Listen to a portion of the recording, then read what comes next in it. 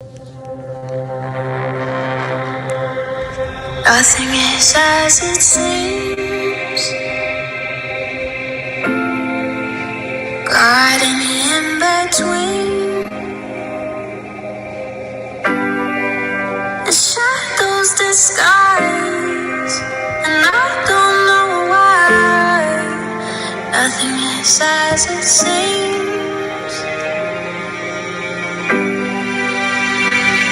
Something got a hold of me, lying in a bed of thieves. What is reality? And in broken, left it wide open. Everything's crashing down. Standing here frozen, truth is showing, and I know now nothing is as it seems. Nothing is as it seems.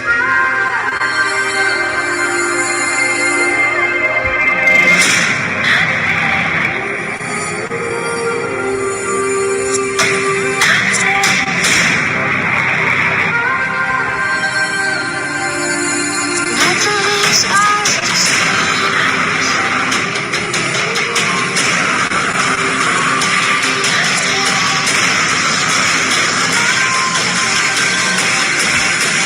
Nothing is as it seems.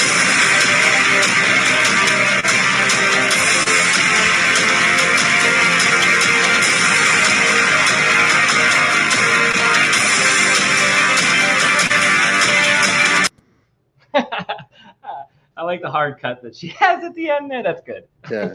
No, that's a great introduction. Like, who picked the music for that? Ashley did. Oh, no, it's very good, very dramatic. I like it. It was. I liked it.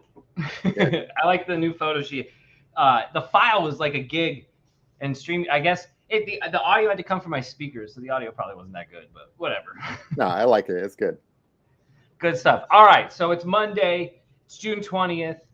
We're on a little early today, just because we always seem to. Now this is a shorter episode we're going over, but it always seems that we like to talk. So Yeah. there's a possibility. We just wanted to make sure that we're done, 5:30, 5:45 or something before whatever tonight's mega stream is going to be all about. Any That's right. quick thoughts on that before we? I mean, I'm sure we can talk about it after the episode, but I don't want. Yeah, I don't know. I've stopped making predictions in this treasure hunt. Things seem to pop up out of nowhere. Like I'm pretty familiar with some of the earlier accounts of what went on in court, but there's been promises of new information, so I don't know what kind of stuff they may have tracked down based on what was said in court. I'm not sure if we've heard everything from court. We were talking to Toby the other day. There seems to be some mismatch in what people have said. So I don't know. I don't know. Yeah, I guess we'll have to wait and see. We're just as eager as anybody else to watch to find out. The post on Thor was like, I have to check my notes. I saw Ben's show with Toby. I think we had the same. K-Pro's looks were probably the same looks we gave. Like, wait, what? Yeah, because we all had the impression that it was said in court by the attorney that it's their position that it was found in 2019, and that's a pretty big deal considering Forrest Fenn's on the record himself in an affidavit before he passed away, saying 2020. Now there might be some confusion over what that means. Does that mean the retrieval of it? Does that mean the actual I've seen it? Who knows? Right. There's like everything else in this treasure hunt, there's some ambiguity. Things are a little confusing, so we just kind of have to wait and see. Yeah. Eventually there will be a court transcript for us to read independently. We don't have to hear it filtered from eyewitnesses who were there. Right, but it does sound like, at least from Toby's understanding, that even if there is a transcript, we have to physically go there and get it. Yeah, and I'm sure somebody will. There's going to be a searcher or two that do this, but yeah, exactly. I mean, I might. Fuck, why not? Yeah. I didn't want to go during the court. I thought that would. I mean, I actually changed my mind on that. I'm happy that searchers showed their support, but it felt weird to me to go. So. Yeah, it would have been a weird place for me. Like I probably Nobody asked would me have to go. Why would I go? Yeah. It probably would have been interesting to sit in court, but I mean, I wouldn't want to be the guy who fell asleep and then like there's probably a lot of emotions in that courtroom, and then here's this guy in the back snoring. That would have been me, and it would have been super awkward. I'm glad I didn't go. Yeah, fair enough.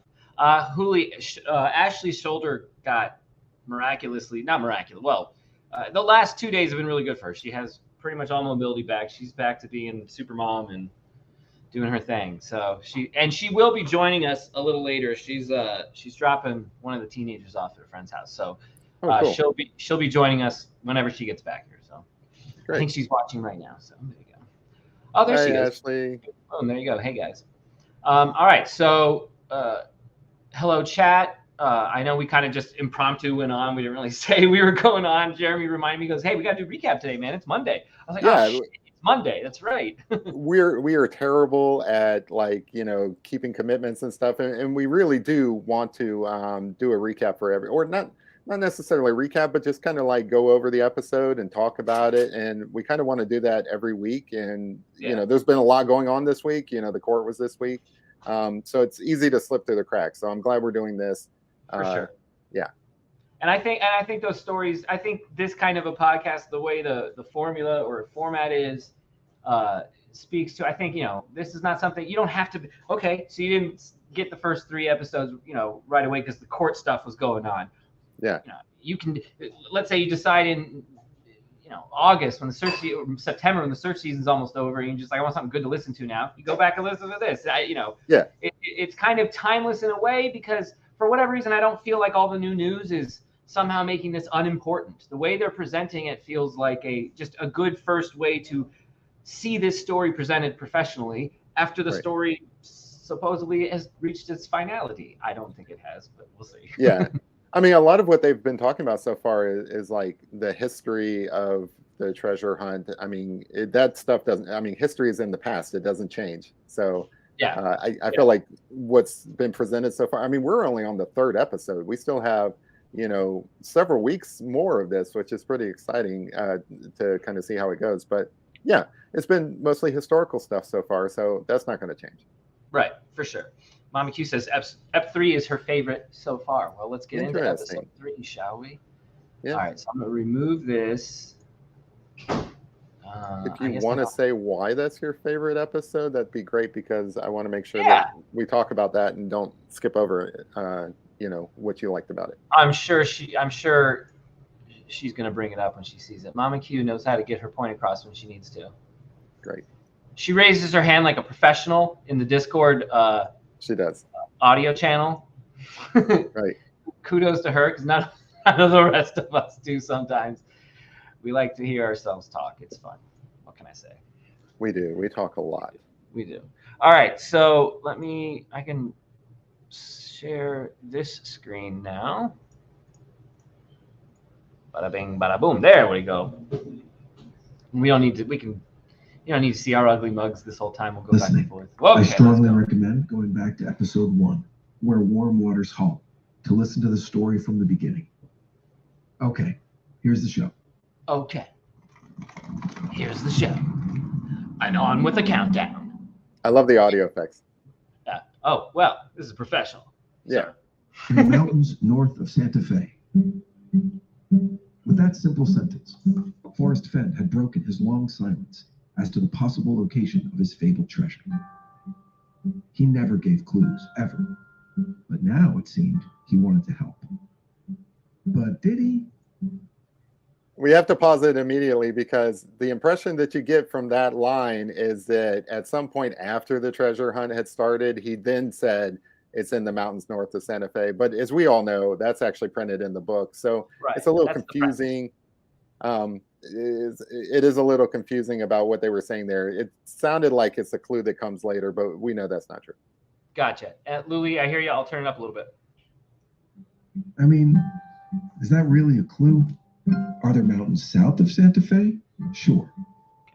But compared to what lies north of Santa Fe, it's not really a clue at all. Because what lies north of the New Mexican capital is a little range you may have heard of, called the Rocky Mountains, which extend for over 3,000 miles and comprise the Middle Rocky Mountains, the Northern Rocky Mountains, and yes, the Arctic Rocky Mountains, together totaling almost 400,000 square miles of the most unforgiving terrain Mother Nature ever created. So again, not much of a clue, but it was enough of a clue to get the ball rolling and to get Forrest Fenn one step closer to what many believe he really wanted: attention. Attention! Yeah. Welcome back to How X Marks dare the you, Spot. sir? I mean, his mind say 13. What do 13-year-olds want? They want attention. Oh, that's a good point. Oh, yeah. I was thinking it's disrespectful, and here's just being enlightening. No, it's not disrespectful. That's what he wanted. He liked attention. That's not disrespectful.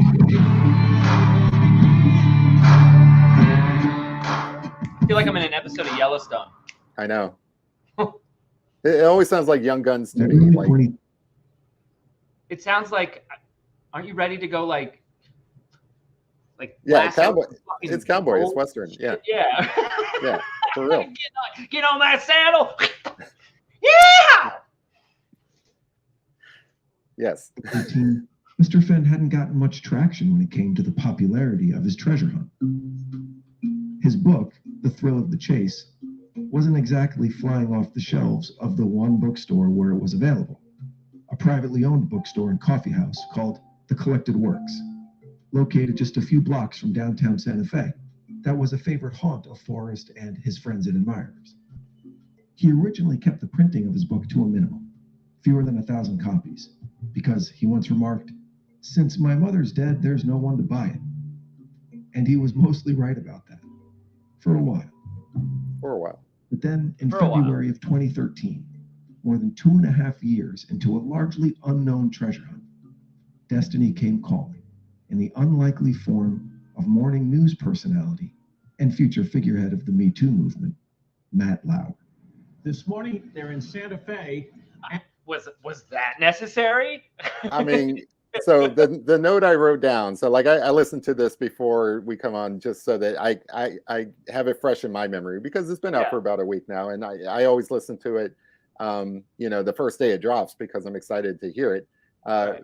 But then, we come on the day before the next episode is going to be released and talk about it. So I had to refresh my memory, and I didn't catch it the first time around, but I feel like dropping in Matt Lauer is kind of foreshadowing a little bit, which I think that's kind of cool.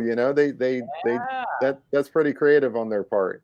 I did want to point out, before the Today Show, there was other press, like famously Margie Goldsmith did her Hemisphere article. Right.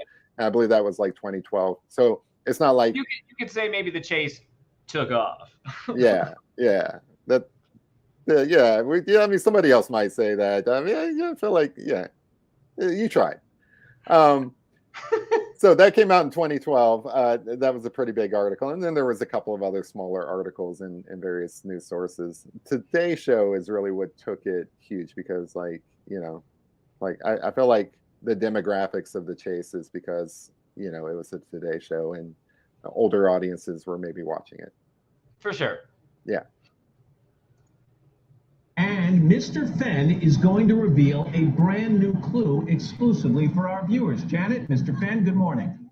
Good morning, guys. Yeah, there has been an absolute frenzy over this. This is generally a sparsely populated part of the country, but maybe a forest frenzy. Right. Yeah.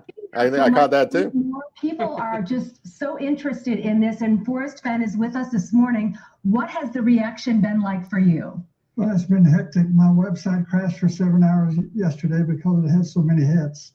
Okay, we talked you into somehow giving us another clue this morning. Well, I'm not going to put an X on the map for you. No? No. All right, well, how about the clue? Okay, the clue is the treasure is higher than 5,000 feet above sea level. The treasure is higher than 5,000 feet above sea level. Can you give us more than that? No. No? No, that's all you get. All right, so that's our clue. Maybe we can twist your arm and come back at a later date and try to see if we can get some more clues out of Forrest. So my dad listens to this. Yeah. And so he doesn't have any kind of background with Forrest except for understanding that I'm, into it. He heard that quote as if that's the first time he's ever heard Forrest Fenn, and he looked at me and goes, "I hope you didn't listen to a word this man said." That's like a joke. Like, this is a scoundrel. Yeah. Well, you know, he was a colorful character. Yes, Let's put it that way. Yeah, I mean that. I think he meant that in a very endearing kind of way. One salesman to another. It is good to hear from him again. You know, like we sometimes forget. You know, with the chase ended, there's no new audio obviously coming from Forrest Fenn. All we have is recaps, and sometimes there is new audio of Forrest Fenn. Jens has an interview that people have not heard. Oh, I didn't know that. Well, that's something to look forward to. You know what he says in that interview, Jeremy? Yeah. And, well, you know, and sometimes I'm not Nick Cooper either. Although that would be fun too. Sometimes when we're researching like rabbit holes or something, trying to tie up some of the loose ends of the chase, we might come across some old interview. But what's interesting is when I was listening to this, it felt like, you know, even though I've heard this same interview like a million times over, it felt fresh, which is kind of cool to me. Yeah. Yeah. Forrest would make more appearances on the Today Show over the next few months in 2013, each time revealing an additional obscure clue, and each time further raising the profile of his treasure hunt. Soon after, a tipping point was reached, and the search for Forrest Fenn's hidden gold became a bona fide phenomenon. His memoir, which had previously been collecting dust in the storage room at the Collected Works bookstore, was now commanding four figures in the secondhand market, as hundreds of four figures. Four figures? Like that's $1,000 or more. That seems surprising to me. Well, I mean, what some of the copies of Ha Ha Ha were going for like $600 or $700, and we just learned of that book, and we have no fucking clue what that thing is. I mean, I recall when I came into the chase back in 2015, there were some copies on eBay going for like $100 or more, but $1,000, I don't recall that, but maybe some people do. But what I noticed is you could still buy it at Collected Works for the normal $35. So I'm wondering if those were like first editions or something, maybe. Like, I don't know. I just think it's a matter of, I live in Spokane, Washington, and I don't feel like fucking flying to Santa Fe to buy this book. No. Right? Yeah. I mean, back then they would have shipped it to you. I don't know if they were doing that in I don't know. Yeah, maybe they 2010, 2011. I mean, maybe somebody else like who's been around longer than me, but mine showed up by mail, 4th edition in 2015. So they got their act together at some point. Yeah, fair enough. Yeah. Decided to try their luck at deciphering Fenn's cryptic poem. Let's take a moment to remember what the fuss was all about and revisit the poem in its entirety.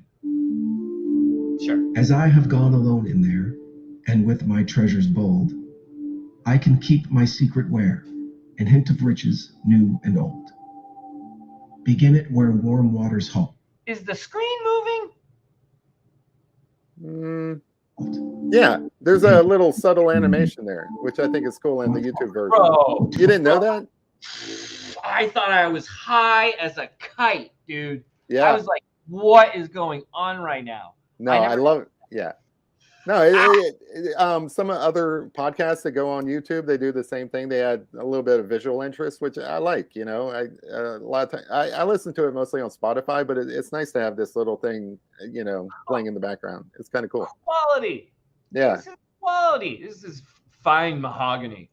Put in below the home of ground. From there, it's no place for the meek. The end is ever drawing nigh. There'll be no paddle up your creek, just heavy loads and water high. Oh, he says it so well. If you've been wise like and found the blaze, look quickly down, your quest to cease. I like the way they play the way they read the poem with the music playing in the background. You could have this like on loop, and it'd be like a meditative kind of thing. Oh, you know, Jack just to relax to it with his headphones on while he's metal detecting out there for sure. Yeah. Not listening for the bears. Take the chest and go in peace. So why is it that I must go? And Jack is probably like, you guys are stupid motherfuckers. I He had is. one headphone in one ear, and I had nothing in my other ear. So yes, I could listen, you moron. That's why you didn't Right. find the chest, and I did, you idiots. Didn't he say what he did or wanted to take a nap out there in bear country? This is what he was listening to while he was taking a nap. Leave my trove for all to seek? The answer I already know. I've done it, tired, and now I'm weak. So hear me all and listen good. Your effort will be worth the cold. If you are brave and in the wood, I give you title to the gold. Yeah, baby. For Give me that some, title. the poem is a work of obvious and unparalleled genius, meticulously crafted over several years, with every word, phrase, stanza, punctuation mark, or lack thereof, carrying significant meaning. To others, it's a crude work, striving for eloquence and gravitas, but falling pathetically short, with the author's folksy, aw shucks demeanor impossible to camouflage. Can I combine the two? I know, like it doesn't have to be those extremes. It could be somewhere in the middle. He tried really hard.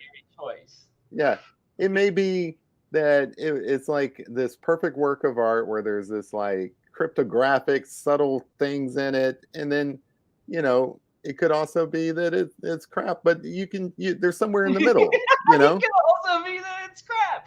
Yeah. Or his aw shucks attitude, I think, goes to disguise the genius of the poem. Right. So I'm glad you brought that up, because what stood out to me when they said that aw shucks demeanor, like we've heard that before, and I don't know if they got this from Valerie Plame or not, but she's the one who said that.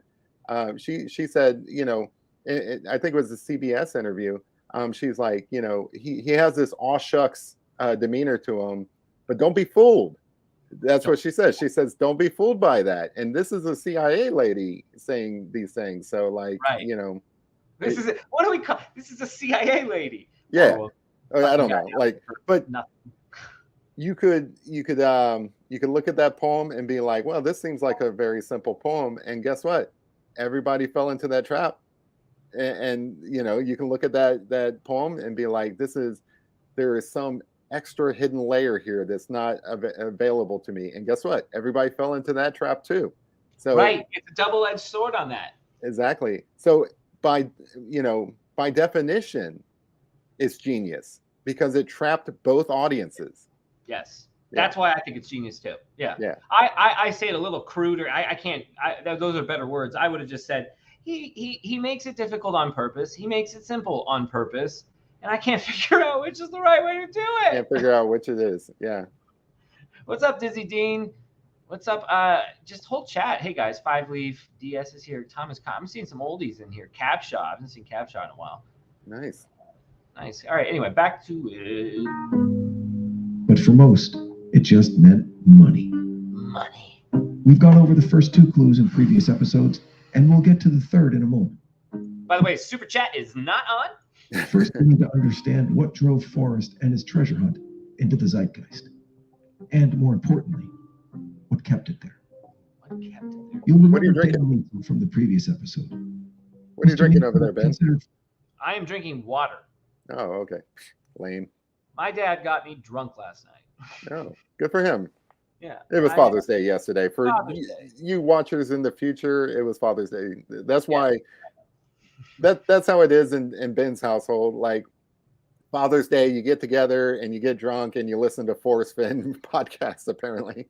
Well, I finally got to show him some of the things I had been not X marks the spot. I wasn't part of that because my episode hasn't come out yet, but I showed him some Yen's footage, showing him who I'm talking with and working with, and he's like, "Oh fuck, this is what you're working on." How do we get on the list to see this footage? I want to see this footage. Yeah. No, it's all password protected, and it's like updated fucking daily. Like I can't get back into it right now, but I know he's let me share a few of them before. I'll put some links into the Discord. It's only a couple of drinks away from me getting that password from you. I'm just saying. Let me press play, and then I think there might be like one hidden beer here. Nice. Maybe I'll have a course with you. All right. Forrest, a friend, and spent a significant amount of time with him in the decade before Fenn's death. Not only was Dale a prolific treasure seeker, with scores of trips into the mountains under his belt, he was also the creator and administrator of the website the thrill of the chase. I A love it. landing I always page like listening to that catered Dale. to the diaspora of Fenn treasure hunters. It was a place where they could connect with other seekers, share their solves, swap stories of adventures they'd had, and parse every single word out of Fenn's mouth. Anything you wanted to talk about there? No, I was just saying how much I enjoy. Like we heard from Dale last episode too, and hopefully we'll hear more from him. But I always like listening to him. So Yeah, me too. I'm just like, yay, Dale. Yay, Dale, exactly. Yeah. And also, Ashley, if you're watching, maybe a 6-pack? I don't know. I'm just saying. Thumbs up or thumbs down in the chat, Ashley. Fall of 2011. I mean, we had 17, 18, up to 2,000 hits per hour on that blog. And that maintained for probably through 2018 anyway. And then things began to fall off. But it was slow. I mean, we were down around 900 or so, 800, 900 for the last year. The blog cost $1,000 a year to. That seems weird that it would go down. Like, you know, more interest. It seems like it would go up. Like, what was? Yeah. Was everybody burned out by 2018? Was there a burnout? Yeah. Perhaps. I don't know. But that I joined right after the burnout then, and to me it just felt like I'm late to a very large party. Yeah. No, I mean there were other sources at the time, so like people could go to like you know, Thor or Mysterious Writings. It's not like Dale was the only one in town at that point, so maybe that accounts for it. Sure. Maybe there was some. Well, nah. Because Dale's the go-to. You know what I mean? You start with Dale, then you go from there to Reddit, from there to Thor, from there to Chase Chat, and then back to Dale because Dale was the hub. Yeah. And, you know, search engines are they love WordPress sites. So the fact that his was a WordPress site, they gobbled that up. So it seems low. It just seems low. I don't know. I mean, I'm not calling Dale a liar or anything like that. No, if anything, maybe it just goes to show how much Forrest embellished on the numbers to begin with. Yeah, that's true. It seems odd. Number one. And number two, it takes 3 to 4 hours a day of my time. There were also dozens of subreddits dedicated to the hunt, personal blogs that became popular, and of course, correspondence with Forrest himself. Oh yeah, I've stayed at his place. I visited Forrest. I considered Forrest my friend, and I think he considered me his friend. Yeah, we were buddies right from the beginning. On that very first search that I went on down in New Mexico, this was in May of 2011. So I was down there hanging out. May of 2011 is basically as soon as you fucking could, right? Yeah, like, he ran down there. Yeah. Yeah, I mean, I guess you could start searching if it's in New Mexico. I mean, I guess it depends on the elevation, but it just feels like May in New Mexico is searchable. There could have been snow on the ground. There's snow on the ground sometimes up until like June, but it's certainly cold. It's very cold in May. Okay. Yeah, I figured I just figure it's just warm enough. Yeah. I mean, it's doable. All right. We're not going to fact check Dale on this. It speaks to the enthusiasm of Dale. Like, oh, fuck yeah, I can't wait to get out there. Especially, he said he was sleeping in his van, things of that nature. That's cold. You know, I went out there once in April, and it got down to 30-something degrees at night. It's cold. In the gorge, searching during the day, and in the evening, I have a van that I travel in, and so I would pull up next to a library there and steal their Wi-Fi. And while I decided, what the hell? I think I'll write Forrest. I mean, come on, people! In the 2000 aughts and the 10s, who wasn't stealing Wi-Fi from McDonald's or Starbucks? Yeah.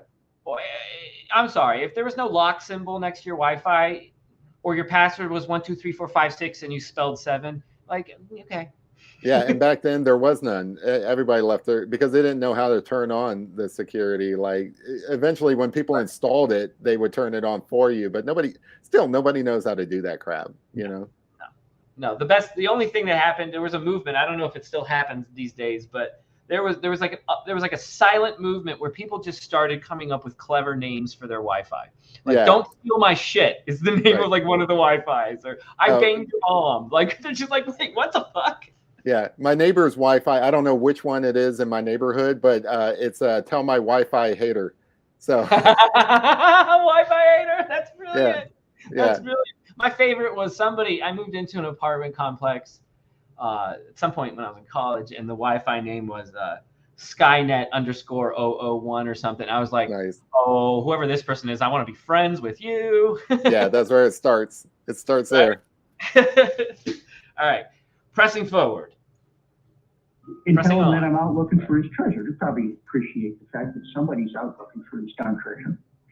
There weren't very many of us in the beginning. And Forrest must have been. By weren't very many of us. May 2011. How many searchers do you think there were that opening season? I would say very few, like probably no more than 100, 200. You know, there were people out. Here's the thing I was going to mention a little bit later on, because like it's kind of interesting. What he's talking about right now, this is before he even has the blog. Right. Like, yeah, like he hasn't even started the blog yet, and he's Did you out know there that doing. timeline for him? I didn't. Well, I guess in the back of my mind I knew it, but it didn't really occur to me until like he talks about meeting Forrest Fenn a little bit later on, and you know, he introduces himself. I'm skipping ahead. I don't want to spoil it for people who are just now listening, but I'm going to do it anyway. So he said, Spoiler alert. We need a soundboard for spoiler alert. Keep going. Yeah. So he says he's Mike from Michigan. He introduces himself as Mike from Michigan to Forrest Fenn. And then they have this little sit down and everything like that. And then he decides to just, you know, tell him the truth and says, my name is Dale Neitzel. Well, here's the thing about his blog. His blog is daleneitzel.com. So obviously this is all way before he even started the blog. And it never really occurred to me that he was out there doing these things as Mike from Michigan, you know, before the blog even started. But if you go back to the blog, I mean, you can go, well, you could before he took it down. You could go back to the beginning, and there was a handful of people whenever he started that up. In, I want to say he started that up maybe around 2011, 2012 time period. Do you know the context though is so hard for a new searcher to like, okay, I was just thinking like, why didn't you just research that, Ben? And I'd go to daleneitzel.com and see the hub there. But as a new person to the chase, I don't understand who Dale is. Right. There's a website. Okay. That for all I know, that's Forrest Fenn. I don't know. So like, Yeah. I'm not caring to take the time because there's too much to catch up on anyway, let alone catch up on Dale Neitzel. I mean, it's all confusing. Right? Yeah, it's all confusing. So confusing. There was it was the strangest learning curve for this chase, and I almost equate it to poker. Yeah. What are these random cards getting put in the middle of the table? Why are you holding 5? What is this Texas Hold'em? Okay, I hold 2. Okay, all right, I kind of get it. And then you think you know everything. Right. I mean, it's oh no, I don't. It's super confusing because Dale's website became essentially Forrest Fenn's website. So like earlier when they were playing that audio from the Today Show, and he says his website crashed. Is he talking about Old Santa Fe Trading Company, or is he talking about Dale Neitzel's website? You know, right? Yeah, it's just all confusing. Tomorrow, Tuesdays, they drop all their new episodes. So tomorrow, by the time you wake up, it will be out on any podcast platform. I don't do sound bites, so they don't pay me. Wherever you get your fucking podcast. Wherever you get your podcast. All right, I think there was one more question. Oh, that's right. Ashley, did you say yes to the idea of a 6-pack? Just making sure that you heard me. I saw this and I was like, does that mean beer? Yeah. All right. Been sitting at his computer because I got an email instantly. Also, hold up. Let's not let Mike from Michigan just blow right by us here. Yeah. Mike from Michigan. Now, I know people know that story at least at this point, but to some folks that might be new. And to Packer Jack's point, good thing Dale didn't pick Jack from Michigan. So weird how small the world gets sometimes. Everybody's from somewhere, like Jack from Michigan, and except it was Jack from Philly. Anyway. Well, Jack from Philly and Dale from Michigan and stuff. Like I never introduced myself as Jeremy from Narnia. You know, fuck that. It's a weird, especially when you're a lurker, I guess. And then go back to Jack's video. Like when he does his confirmation bias video, he starts with, "Hey guys, it's Jack." As if you already fucking know who Jack is. Yeah. It's as if he knows you're going to watch this video in about a year and know what his name is because he's the finder of the chest. Yeah, It's still positive that he found that it's chest. very weird. It is. It's very strange. For people who think that this is a script, I go, you might be crazy, but fuck.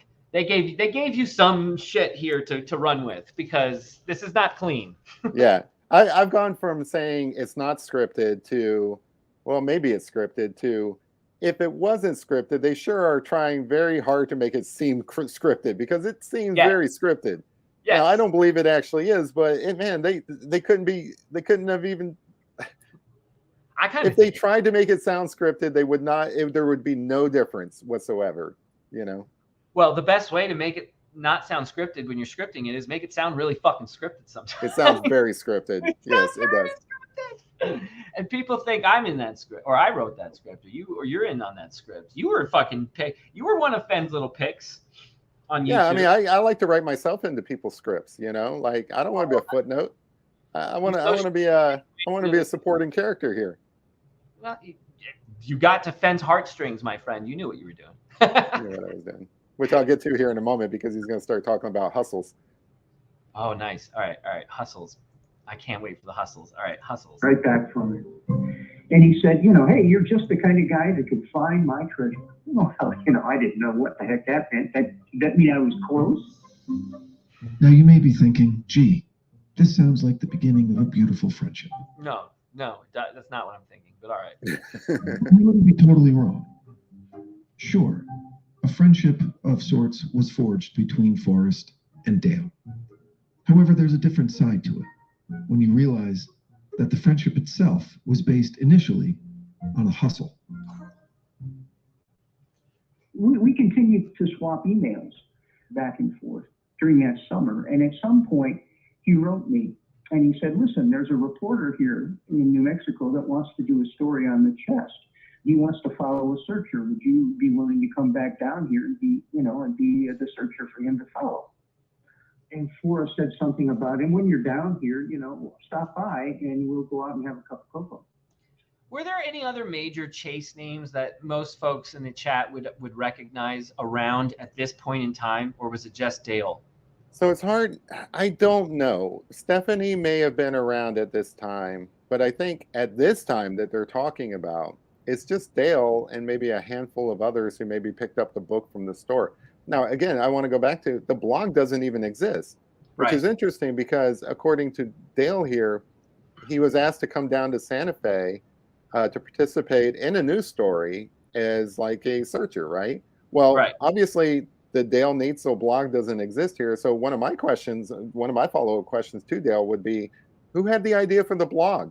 Because this came after you're already in this whole press thing, like, was it your idea to continue with the blog? Was it Forrest's idea? Was this all part of this media strategy that maybe Forrest Fenn was working out in his mind? It's very interesting. I didn't know that. I had heard the story about him using a fake name when he first met Forrest, but it never dawned on me that this was before the blog even existed. It's very strange.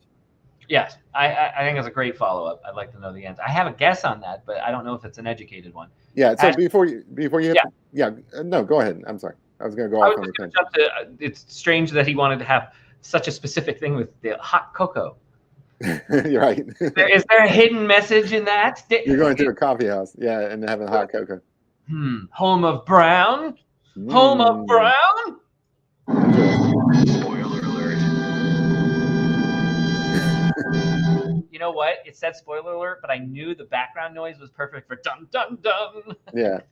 Now I did want to come back to the hustle thing because, like, Dale was not doing anything that anybody else didn't do. I remember my first email to Forrest Fenn was I sent him an email and I asked him, are there any book signings coming up? That maybe I can go and get my book signed. I just got my book in the mail. I want to get it signed, right? I had no intention of ever going to a book signing to get that book signed. I just wanted to see if the guy would reply back. And he did. Yeah, and he replied back. So we all, whenever we send him an email, at least our very first one, because we're not friends with them yet. We're not interested in, there hasn't been that bond created yet. Our very first emails, every single one of us, was to see if that guy would reply back, and I'm sorry, but that's a bit of a hustle, you know. And to Forrest Fenn's credit, he didn't hold that against you. You know, he expected you to try that, and he, you know, I mean, he put it in the book. yeah, they're going to explain here in a few moments that he thought it was funny as hell, and I would too if I was a treasure hunt creator. You know, it's all part of the game. You know, but then it implies there's a game. Yeah. Doesn't it feel like in the end here, with such the not pushed, but the theme of simplicity, doesn't it feel like that's almost washing away what it felt like it was from the very beginning, and that was a game, a little bit of a game. If there's a game in the beginning, and this was planned, and he did spend 15 years on this, whatever he spent 15 years on, we're losing that sense of the game here at the end, I think, personally. Yeah. I mean, maybe it wasn't a game in the beginning, but it certainly became a game. And Forrest Fenn enjoyed it. Now, towards the end, maybe he... I almost think the very fact that his email's in the book, that's a plan. Yeah. Otherwise, if he doesn't want the emails, if he doesn't want searchers begging for hints, he doesn't put his fucking email in the book. Well, you keep bringing it up, and I think you're right. It's the first interactive treasure hunt. He wants you to engage with him. Well, he did. He wanted you to engage with him, and he engaged with you right back. Now, as they'll explain here in a few moments, maybe that's not, you know, that was wise. Maybe that wasn't good for us. You know, maybe we thought we were playing a game, and he was playing this second game right back to us. But I mean, I think the challenge was, all right, if you're going to email me, there's only one right way to play the game with me, and there's going to be about 9,999,999 wrong ways, and each and every one of you is going to do it the wrong way. I know it, and that's what I think that's what he tells himself before he finally puts that email in first print and then hits go, and then the book's printed. Like, I mean, I think there was a way to get to him, and I don't know what that way was. If there was a right way to get to him to get him to come off of clues, I wouldn't know what it is, and who knows? Like. There wasn't an email that you could send him that would suddenly unlock this whole thing, in my opinion. Maybe there was, I don't know, but I did not know what it was. I would agree with that. I mean, we heard more about slip-ups from Jack than we did about poem solves. So, and another follow-up I want to hear tonight is if all 9 clues are at 9 Mile Hole, allegedly. I want to see proof on that too. I like it. You hate it, but we'll see. I hate it. I hate that thing. Well, it's okay. But I had this problem. Dale's problem was that he had previously been in business with a man named Creighton Fenn, who just happened to be Forrest's nephew. Dale and Creighton were partners in a business that involved diving on old shipwrecks in the hopes of finding treasures or trinkets that they could then sell in the antiquities market. Creighton would often enlist the help of his very connected uncle when it came to selling antiquities. Dale, now fully invested in a treasure hunt that I mean, just my own personal response on this part. Have you heard a single piece of Forrest Fenn that has been done, whether professionally or semi-professionally, where they actually get into fucking Creighton as well? No, and this is what I really like about this podcast. I mean, some of the subjects are, not the normal thing that you would put in a short article that goes up on a newspaper website and lasts for like, a week at most and then goes away. This is like an actual audiobook. It's going into some of the stories behind the scenes, and I really appreciate that, actually. Yeah, the BTS quality is very nice. Plus, my ears just perk up now when I hear Creighton or Skippy or Donna. Yeah, I don't think I've ever seen a single news article mention Creighton at all, ever. Yeah, right. Yeah. So it might be repeating information we know, but boy, it's plucking information that like only we fucking know. Yeah, it's kind of cool. About. But they say it in a way where, no one's falling asleep listening to it. It's okay. This must be important to the fucking story. Right. I think that's what the podcast does. Is anyway. And again, to like Forrest Fenn treasure hunter community. You guys have heard some of these stories before, but imagine the person who's just coming in, never even heard of Forrest Fenn. Like a lot of my friends, they know I went out to New Mexico. They don't know who Forrest Fenn is. Like for them to hear these stories for the first time, imagine back when you heard them for the first time, just remember the Forrest Fenn story is an enduring one that's going to be out there forever. There's going to be new people listening to this type of stuff. I'm still tripped out that the screen moves. Its memory was begun by Forrest Fenn, the uncle of his previous business partner, wanted desperately to avoid the appearance of cheating or any sort of impropriety. So Dale did what any of us would do when we want to be viewed as trustworthy in the beginning of a relationship. He lied. I love this narrator. So I changed my name when I first contacted Forrest by email. I got a fake email. I got a different email account from Gmail, and I claimed to be Mike from Michigan. And so now I'm going out to meet with a television reporter and possibly meet with Forrest. And I had this problem. They only knew me as Mike from Michigan. And so what was I going to do? Was I going to continue the charade or... Never give up. Continue the charade, Dale. You could say I'm Mike. What? Nice to meet you. They're not going to care about your driver's license or your license plate, dude. So Right. what? I'm from Michigan. I live in fucking Washington now. Fuck your mom. Like no one's gonna care. I almost wonder if this is just a story that Dale has been scripted to say. I don't know. It's definitely interesting. You know, like you present yourself as Mike. There's nothing on the line yet. This is what I'm saying. Remember, the blog does not exist. You are not the face of the treasure hunt. You are not the media guy for the treasure hunt yet. Just go with it. Be Mike. Be Mike. Yeah. Now, maybe Dale is... Everything about Dale is so fucking honest and truthful, just as my gut feeling on the man, without ever meeting him. So I just find it also fascinating to me because it's a little bit of maybe a false dichotomy I'm giving myself here, where there's like Dale Neitzel, the Forrest Fenn friend and, dare I say, chase employee. Yeah. And then there's just Dale Neitzel, the true treasure hunter. What I think I'm grasping more from this one as it goes on here is that he really is a true treasure hunter. I believe that about him now. As a noob and not knowing much about him and having not met him, I don't know. I just don't know. I don't have enough time to learn about him too. Jesus, I got to learn about Forrest. I've talked to him over email several times in the past. I've always thought he was a nice guy. In fact, all joking aside, when I picture him creating that new Gmail account for this Mike persona, and he's like all super nervous while he's doing it. He knows he's doing like he feels super guilty about it. He probably can't sleep that night. It probably weighed on him so much that at the very first opportunity, he confesses to Forrest Fenn. That's the way I see it actually going down, because he's honestly a super nice guy. But it also, so I believe the story, but I also think Fenn sat there one day and said, "Hey Dale, you got to say we have a great story. You got to tell that story all the time." Like, well, No, I agree. Or was I going to fess up? So I went and called Forrest and said, "Listen, we're all through here, and I wonder if I can take you up on, that cup of hot chocolate down there." And he said, "Sure." He said, "Let's meet at Collected Works Bookstore." So did they get the marshmallows? That's what I want to know. But he didn't know me. So I walked into Collected Works Bookstore at the appropriate time. Maybe he had 9 marshmallows. Yeah, 9 marshmallows. And I decided as I opened up the door that I was going to stop being Mike from Michigan. I was going to tell him the truth. And Forrest was there. He was at the counter, and he was telling them that he was going to meet somebody there. And they have a little coffee shop there.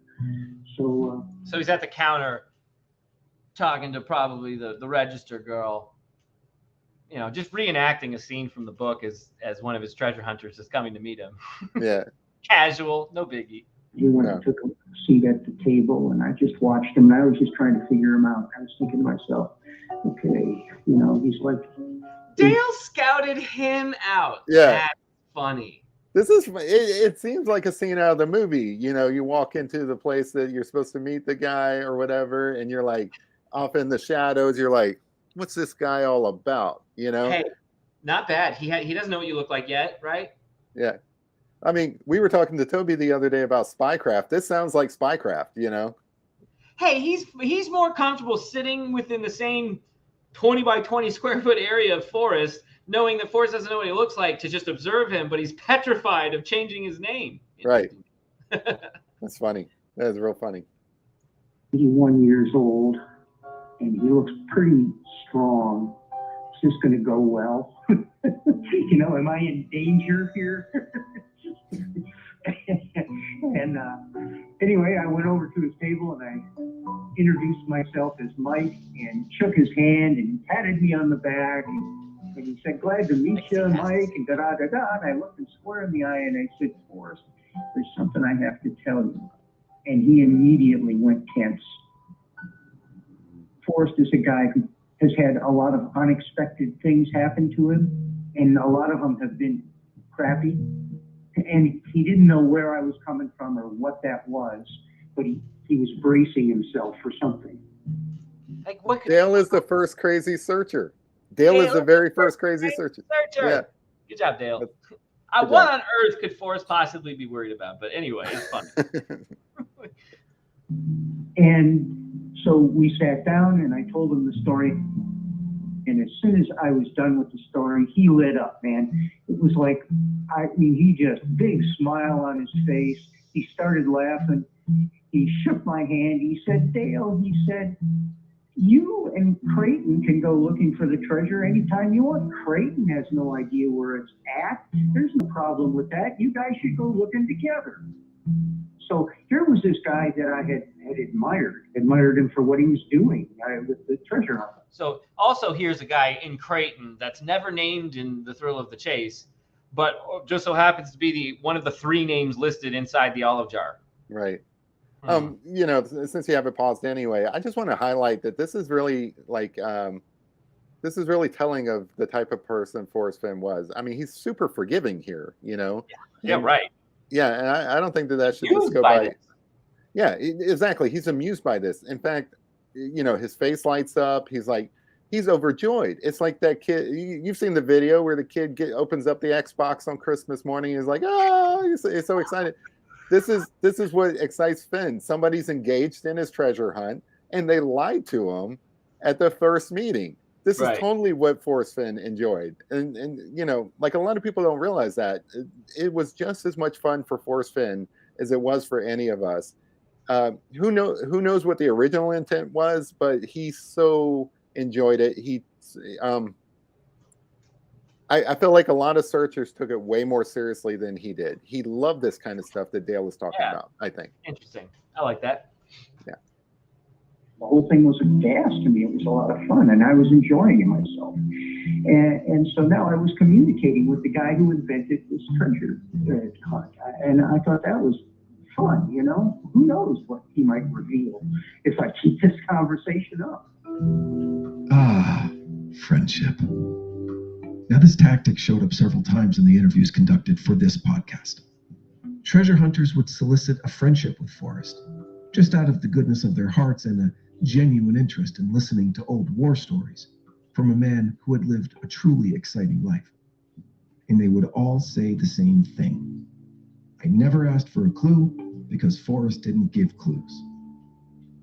But obviously, the closer they could remain to an aging man with a massively valuable secret, the better chance they had for an opportunity to capitalize on a slip-up or the possibility of genuine affection, leading Forrest to bequeath his legacy to the newfound true friend.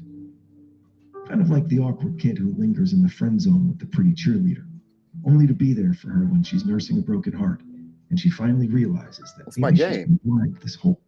I mean, that's what I do. That's kind of what I did. Yeah, that's what all guys do. I mean, that's the game. Yeah.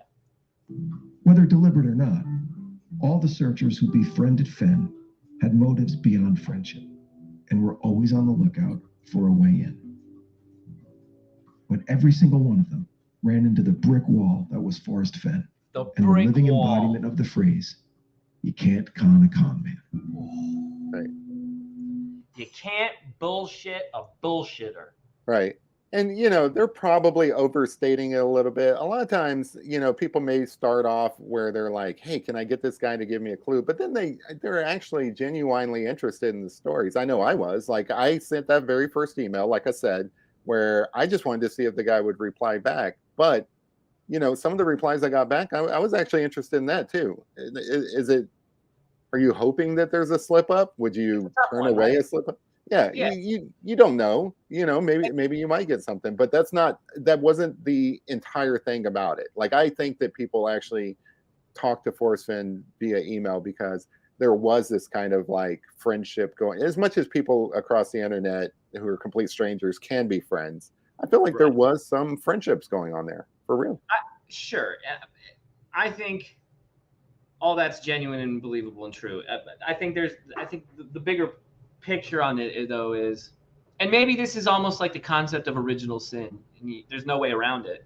But did you do that before the treasure hunt? Oh no, you didn't. Okay. Right. Yeah. Well, I didn't know. You started after the treasure hunt, right? Right. I mean, it's the go-to. But also, I can see, without having experienced it though, of you've evolved past that because you do have a genuine thing going with Forrest, a back and forth that you find fascinating, and you've forgotten to even worry about the clues. Okay, but are you still looking for the treasure though? Here's the. And you aren't really forgetting about the clues. Like, so I just haven't. Here's the right way to put it. I'm sure, like anybody else, you've got a favorite author, somebody who's written a book that you really enjoyed. Do you ever send him emails and say, hey, how's it going? I'm just interested in your book and I want to hear about your time in Vietnam? No, you don't. You only did it because there was a treasure involved. Now, did it become something else later? Probably, but that's why you first emailed them. And you got to be honest with yourself about that. And then, like, I don't know if they've mentioned it yet, but like they're probably going to mention it here in a moment if they haven't. They keep reinforcing this idea that no one ever got any clues. Well, maybe they didn't. They just didn't notice. Like, right. There's this whole fishing log thing, for example, that Dale got. Maybe there's some really helpful information in that. And guess what? He had that for the longest time. So you don't really know. You don't know. In fact, part of the fun, and I think Forrest would back me up on this if he was still around, part of the fun is trying to figure it out. Because he would send you an email that looks like it had a clue in it. And he'd probably be sitting back laughing his ass off while you're trying to figure out, did he just send me a clue? And you can see that when people talk about these emails that they got. They treat them just like scrapbooks. It's like, did he say, something important here? I don't know. Like, it seems like he's saying something important. What's going on? 100% he was laughing his ass off the entire time, knowing that you're doing that. And he didn't even have to watch you doing it. He just knew that that's what you were doing with the emails he sent. Right. Yeah. 100%.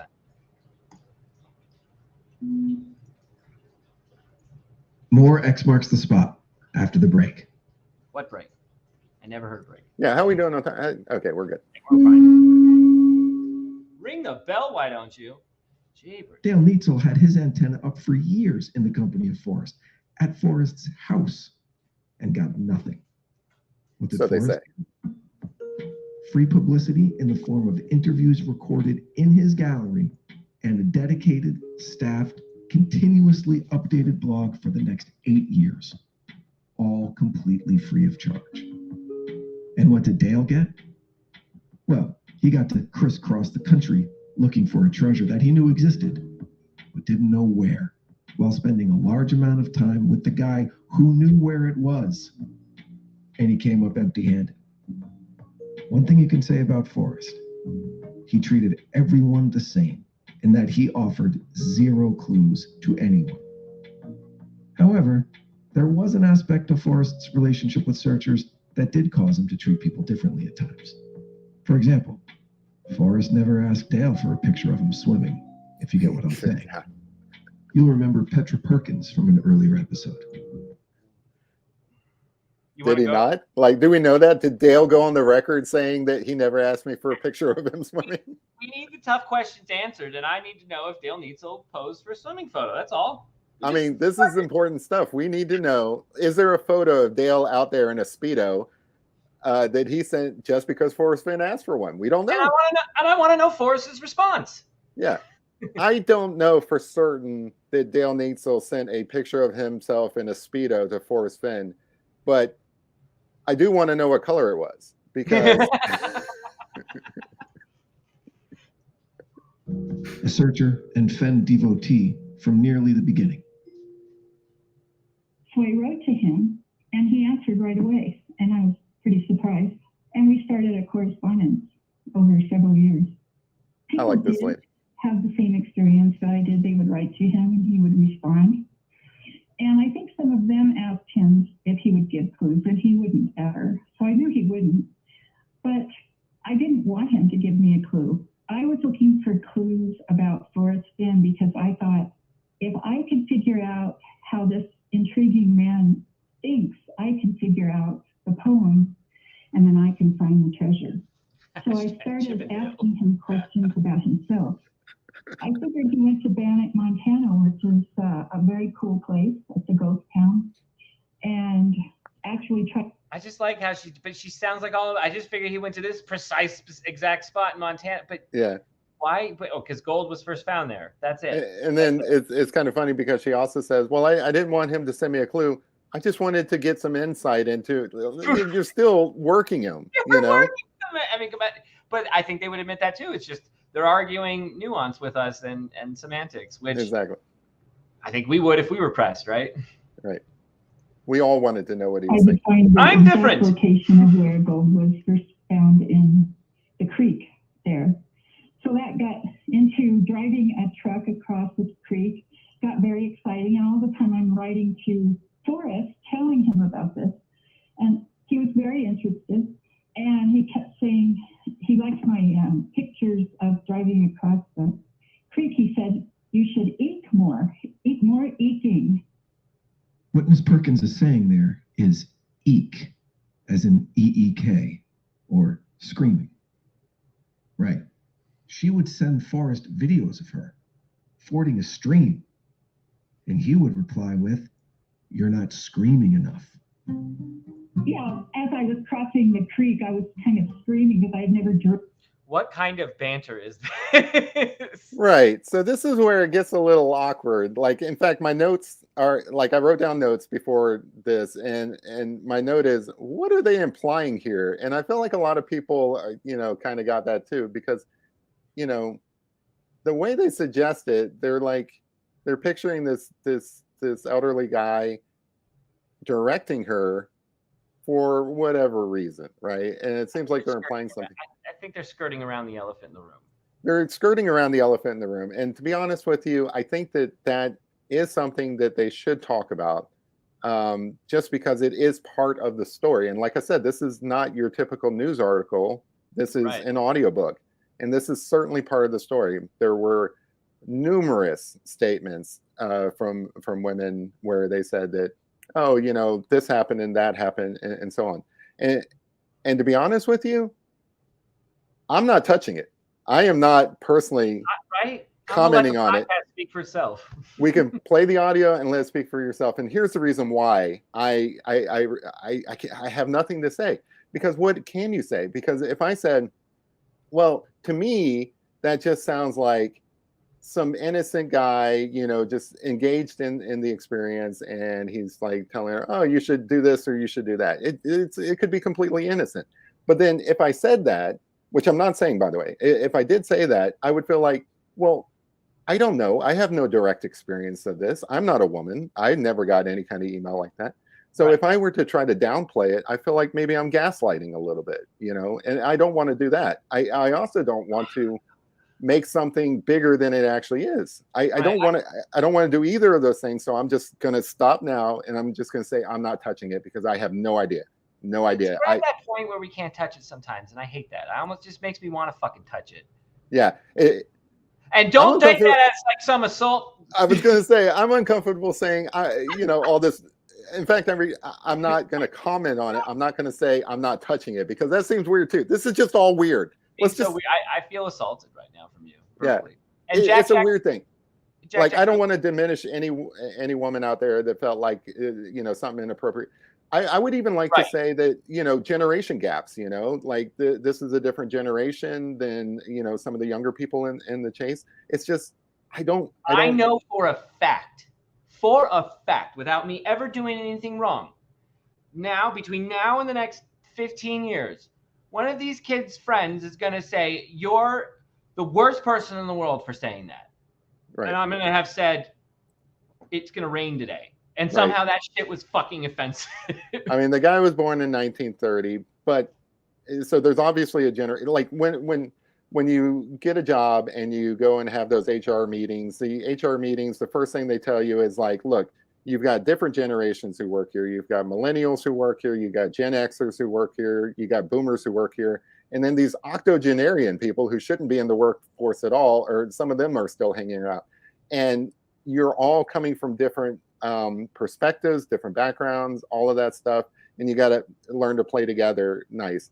But I don't even want to say that, because I feel like that may be diminishing a very real thing that people experienced. And I don't want to do that either. I feel like I'm doing a lot of things that I don't want to do. So I'm just going to shut the fuck up. All right. So Jack, how do you know what's a hint and what's not a hint from a scrapbook unless you know the precise answer? Are you saying you know the precise answer, Jack, and we don't, Jack? Okay, Jack. Driven across a creek before. So what did Petra get out of the relationship? Well, the possibility of getting into the mind of Forrest Fenn to better understand the poem, exactly, to better understand the clues, to have a better chance at finding the treasure. And I do have one comment. There is one comment, because I would find this hilarious, and I have never heard this story, but I can imagine this happening, because there were a lot of guys who passed as women on forums for various reasons. I'm not here to judge.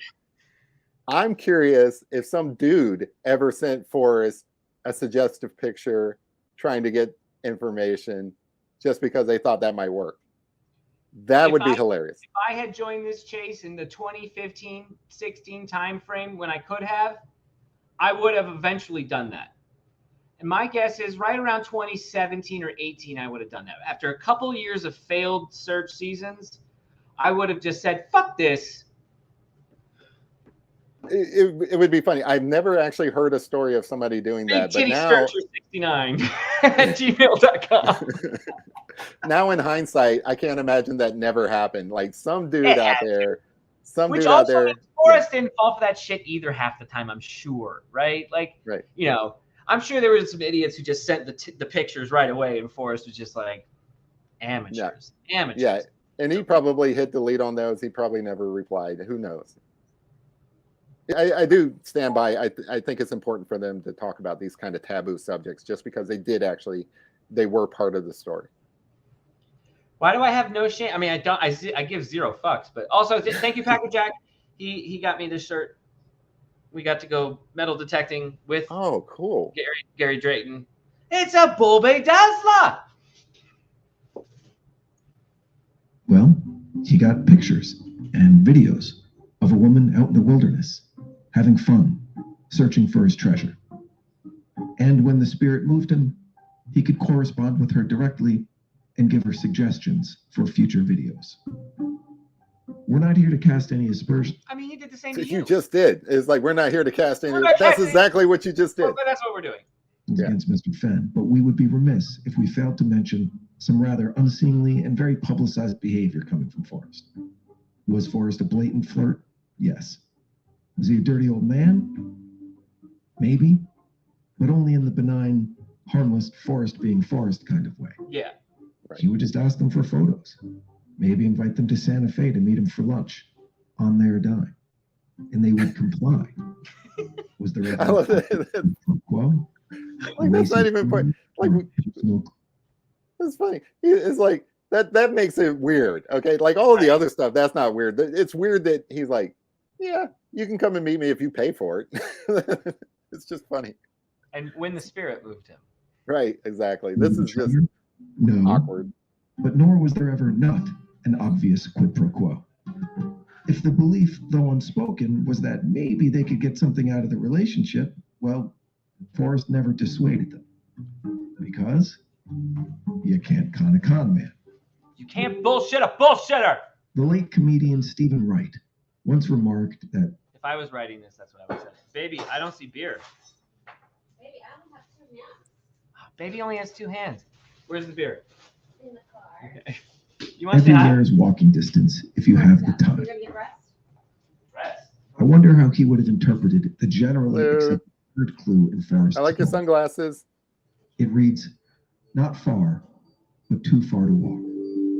Because this is proven to be one of, if not the most perplexing clues in the poem. Is it really? Set aside for a moment the arbitrary nature of the clue and place it in the context of the first 2 clues.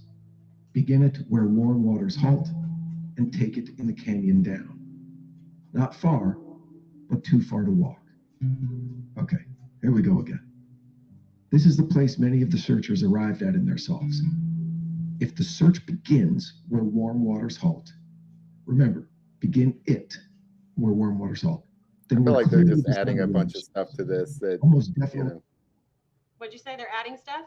Yeah, I feel like they're making it more complicated than maybe it needs to be. But like, so they're calling this the third clue, for example. I don't think most people think of this as a third clue. Like, true. Yeah, like I think most people would probably consider this part of like in the canyon down. So it's in the canyon down, not far but too far to walk. All one thing, you know. Like imagine your cavalry though for a minute, and you've got to put this together, and you have to come up with some sort of clues. Like some sort of narrative for it to kind of keep it going. Yeah. And with so many people disagreeing about them, I mean, I think that's a little bit tricky. Yeah. I mean, I think it's fair. And yeah, like if I were to create like a 9-episode podcast, it makes a lot of sense to like try to divvy up the clues and all that. You know, I forgive them for that. I just think on this one, I think most people, for a very particular reason, would not consider this the third clue. And that is that the first 2 clues were solved pretty early on. So if this one's the third clue, that seems kind of a weird one not to be able to solve pretty quickly. So yeah. I don't know. I forgive him though. Like you said, you know, you got to create this kind of narrative for your podcast. It's all they have to choose something. They may not be right, but they got to at least just pick, right? Yeah, I agree. Okay. Sorry you walked into this discussion. You know, you're like, oh man, I got to think about clues all of a sudden. You know. No, I was listening while I was grocery shopping and setting up hair appointments for the boys, and I was on my. People thought I was nuts because I was walking around the grocery store and bagging my groceries, listening to both of your mouths. So. Oh yeah, well, sorry about that. No, it was awesome. I love it. This beer is very pungent. It's strong one. Stings the nostrils. You can't drink that whole case. Cheers. All right, let's rock and roll. All right. Has this gone bad? Does it really not taste good? No, it's fine. Are you worried because it's like see if it's slime beer? Is it slimy? Did you see that shit? There was a big recall on something. Yeah, but it's not Sierra Nevada though. It was Coors. It was fucking Coors, man. Coors. That Rocky Mountains, all the shit. This is the Fenn's curse. I'm telling you, they need to remake this podcast. Might be real. I don't mean to sound. Is saying there's a Fenn curse disrespectful to the family? I don't think so. I think that elevates the status of it because all good treasures have a curse. You know, right? In my family, we have family curses. We do. Yeah, no. My dad talks about it. He's like, this is the family curse. This is what we do. Drink a sip of this.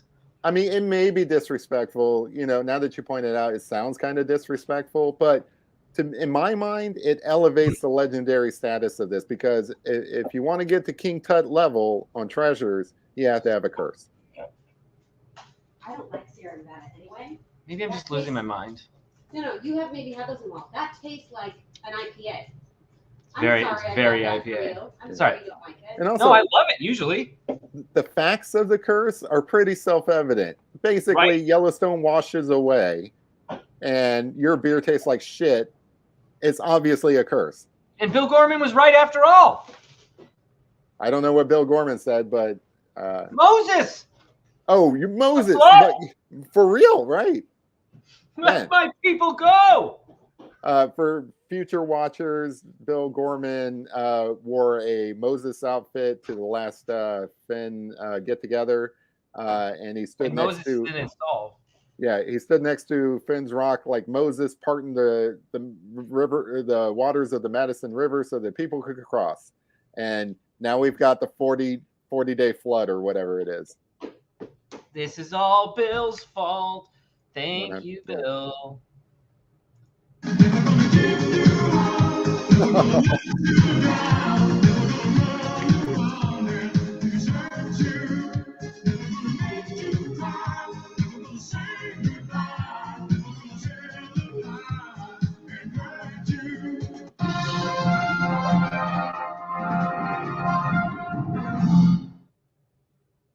I wasn't expecting to be rickrolled today, but okay. must be Monday. Did you get the subtle humor of the back-to-back soundboard there? Yeah, it's very nice. Subtle. It's in the subtext. You're very good at working your soundboard. Good job, sir. A river or stream of some kind. Then we are to take it in the canyon down, presumably some kind of trail or path beside the river into a canyon of some kind. Okay, cool. Totally with you. But then it's not far, but too far to walk. So suddenly we're not walking anymore. Apparently, as many searchers had rafts or kayaks as part of their solves. So, my source told me from Cavalry, she said that this is going to be the episode that makes some people's blood boil for a variety of different reasons, We've heard some of them, yeah. We've heard some of that, but also, I think one just dawned on me. Our narrator is giving us a fucking solve right now. That's what that's what I've been saying since episode 1. It's like, okay, I was just talking with Ashley while you were getting your beer, and it makes sense from, okay, your job is to create a podcast.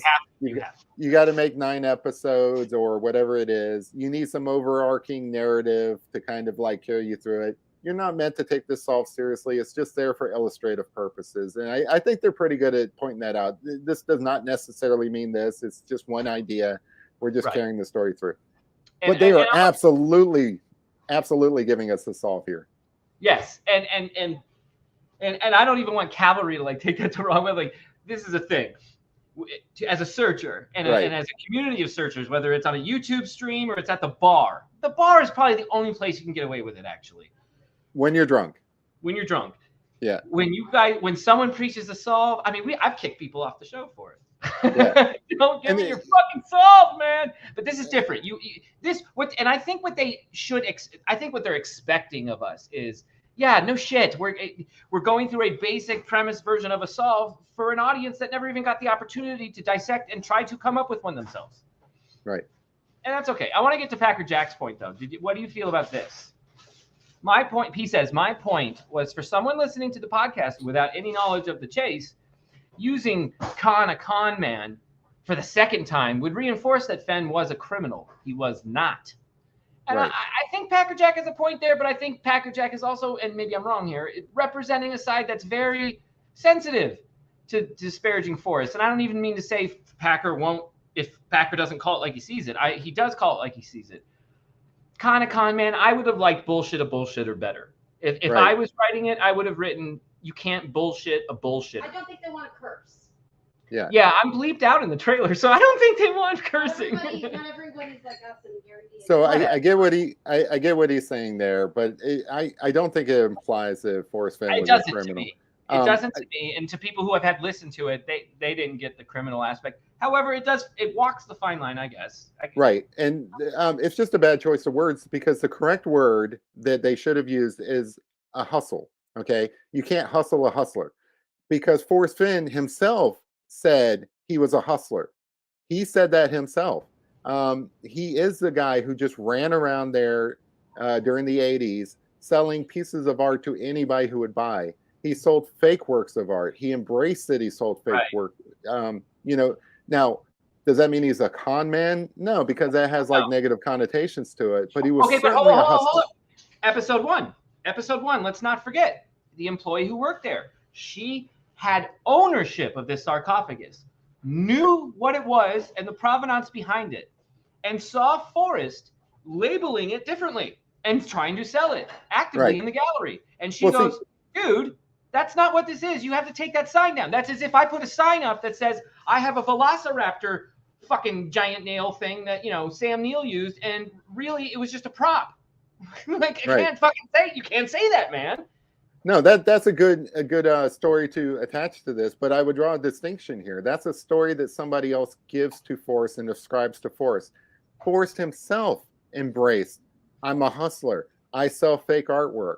This is what I do. But is that not a little more dishonest? When he sold fake artwork, he would tell you, this is a fake. Don't you think there's mastery in this fakery? Like, that's worth something. He can sell a fake. When he's saying this is something that it isn't, that's a con.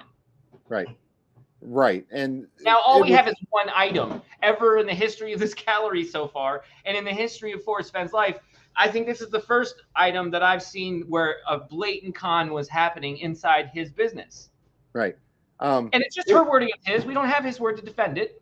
For all we know, Forrest would have said, yeah, she's told me a few things were fake and she was wrong on all of them. So, and that would be simple enough. And that's why he dismissed it. We don't know. So yeah. I think that's more the point why we can't call con man a con man and just say bullshit a bullshitter. Yeah. And, my only point is that this was part of his brand. He embraced this kind of stuff. He wanted you to think. In fact, if this were going on now and he was still alive, his only comment would probably be, is it a con to do this? Right. He would not say you're wrong. He would say, well, let's argue the definition of con art.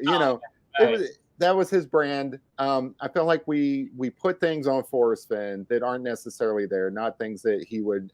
We get overly sensitive and protective of Forrest Fenn when he was not. Remember back to the earlier story, just 30 minutes ago or whatever, when Dale came in as a con artist himself, giving a fictitious name, and Forrest Fenn laughed it off. They shook hands, and he actually enjoyed that. That's the Forrest Fenn I know.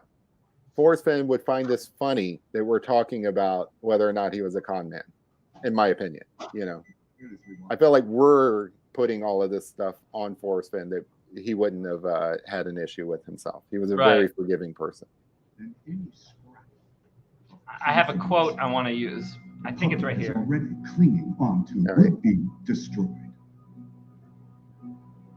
And we all know a con doesn't work without the confidence.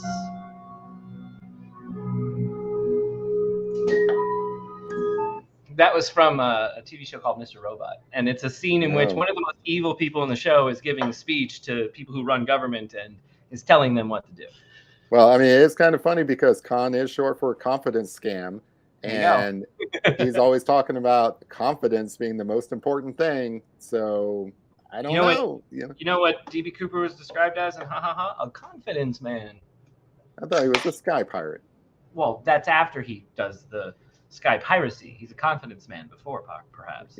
D.B. Cooper very, very much is. And it's a great story. Like, America's got the best confidence men stories. It's got the best stories. And Forrest Fenn is up there with them. Now, that doesn't mean that, he's an honest crook, I think Forrest would like that. I'm an honest crook. He's an honest crook. What's a fucking crook? Me, who's selling some shit in a gallery for far too much money than it should be, or the assholes in the government who tax you $50,000 a year so that they can build some more toilets in the CIA or something. Yeah. So, by the way, when you're watching this and you completely disagree with us and all that hate mail, send it to Ben. Because if you send it to me, I'll just hit it. I'll just delete it because I don't think Forrest Fenn would have a problem with any of this.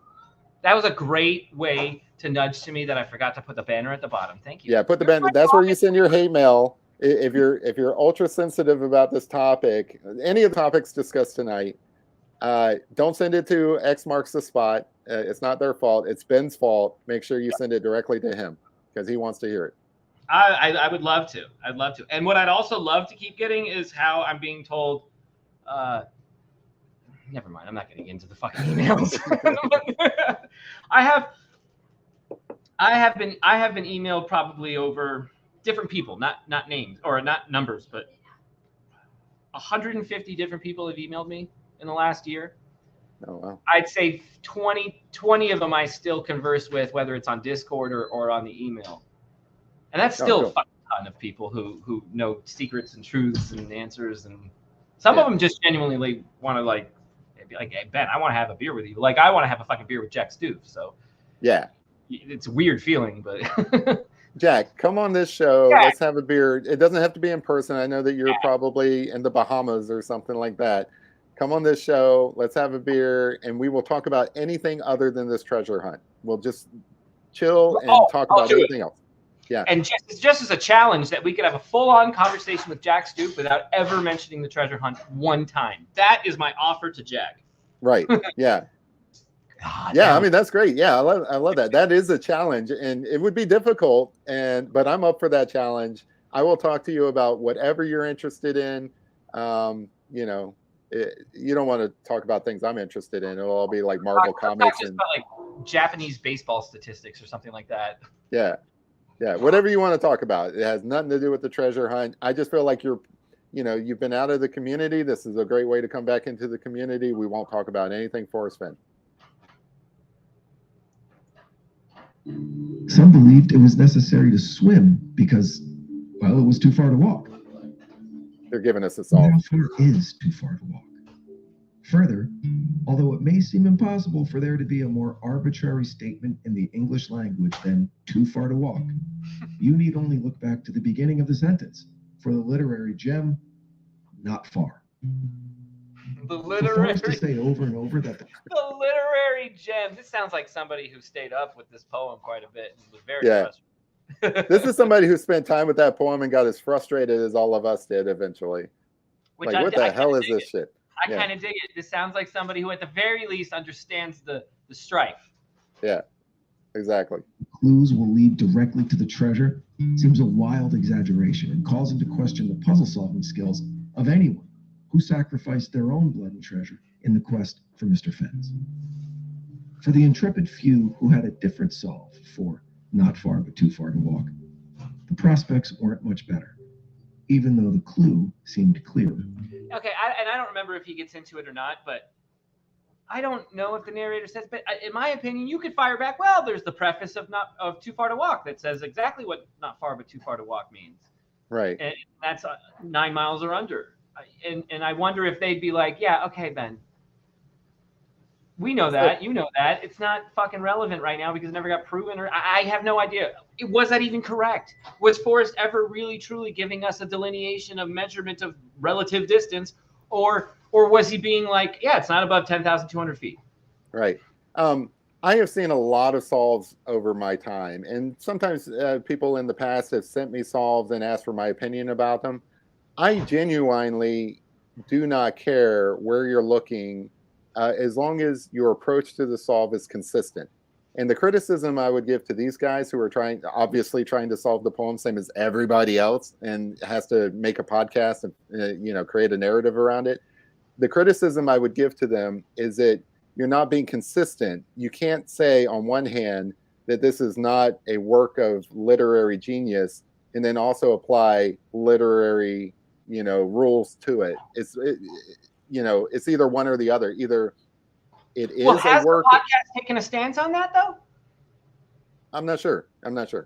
I think we're in the middle of that. I don't think I don't know if they ever even do. But I would hope that at some point by the end of this podcast, the podcast goes, right.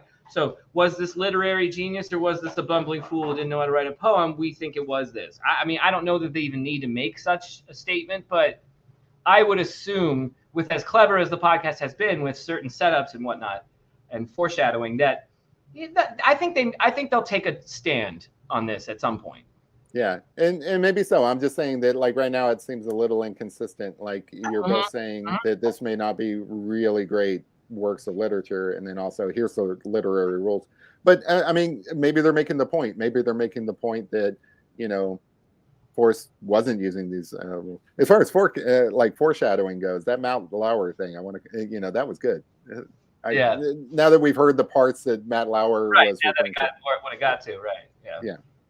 In an earlier episode, the searcher John Morgan let us know that the best way to solve a puzzle isn't figuring out the clues, but figuring out the mind of the puzzle maker. Forrest was 80 years old when he hid his treasure chest, and it was a very heavy object.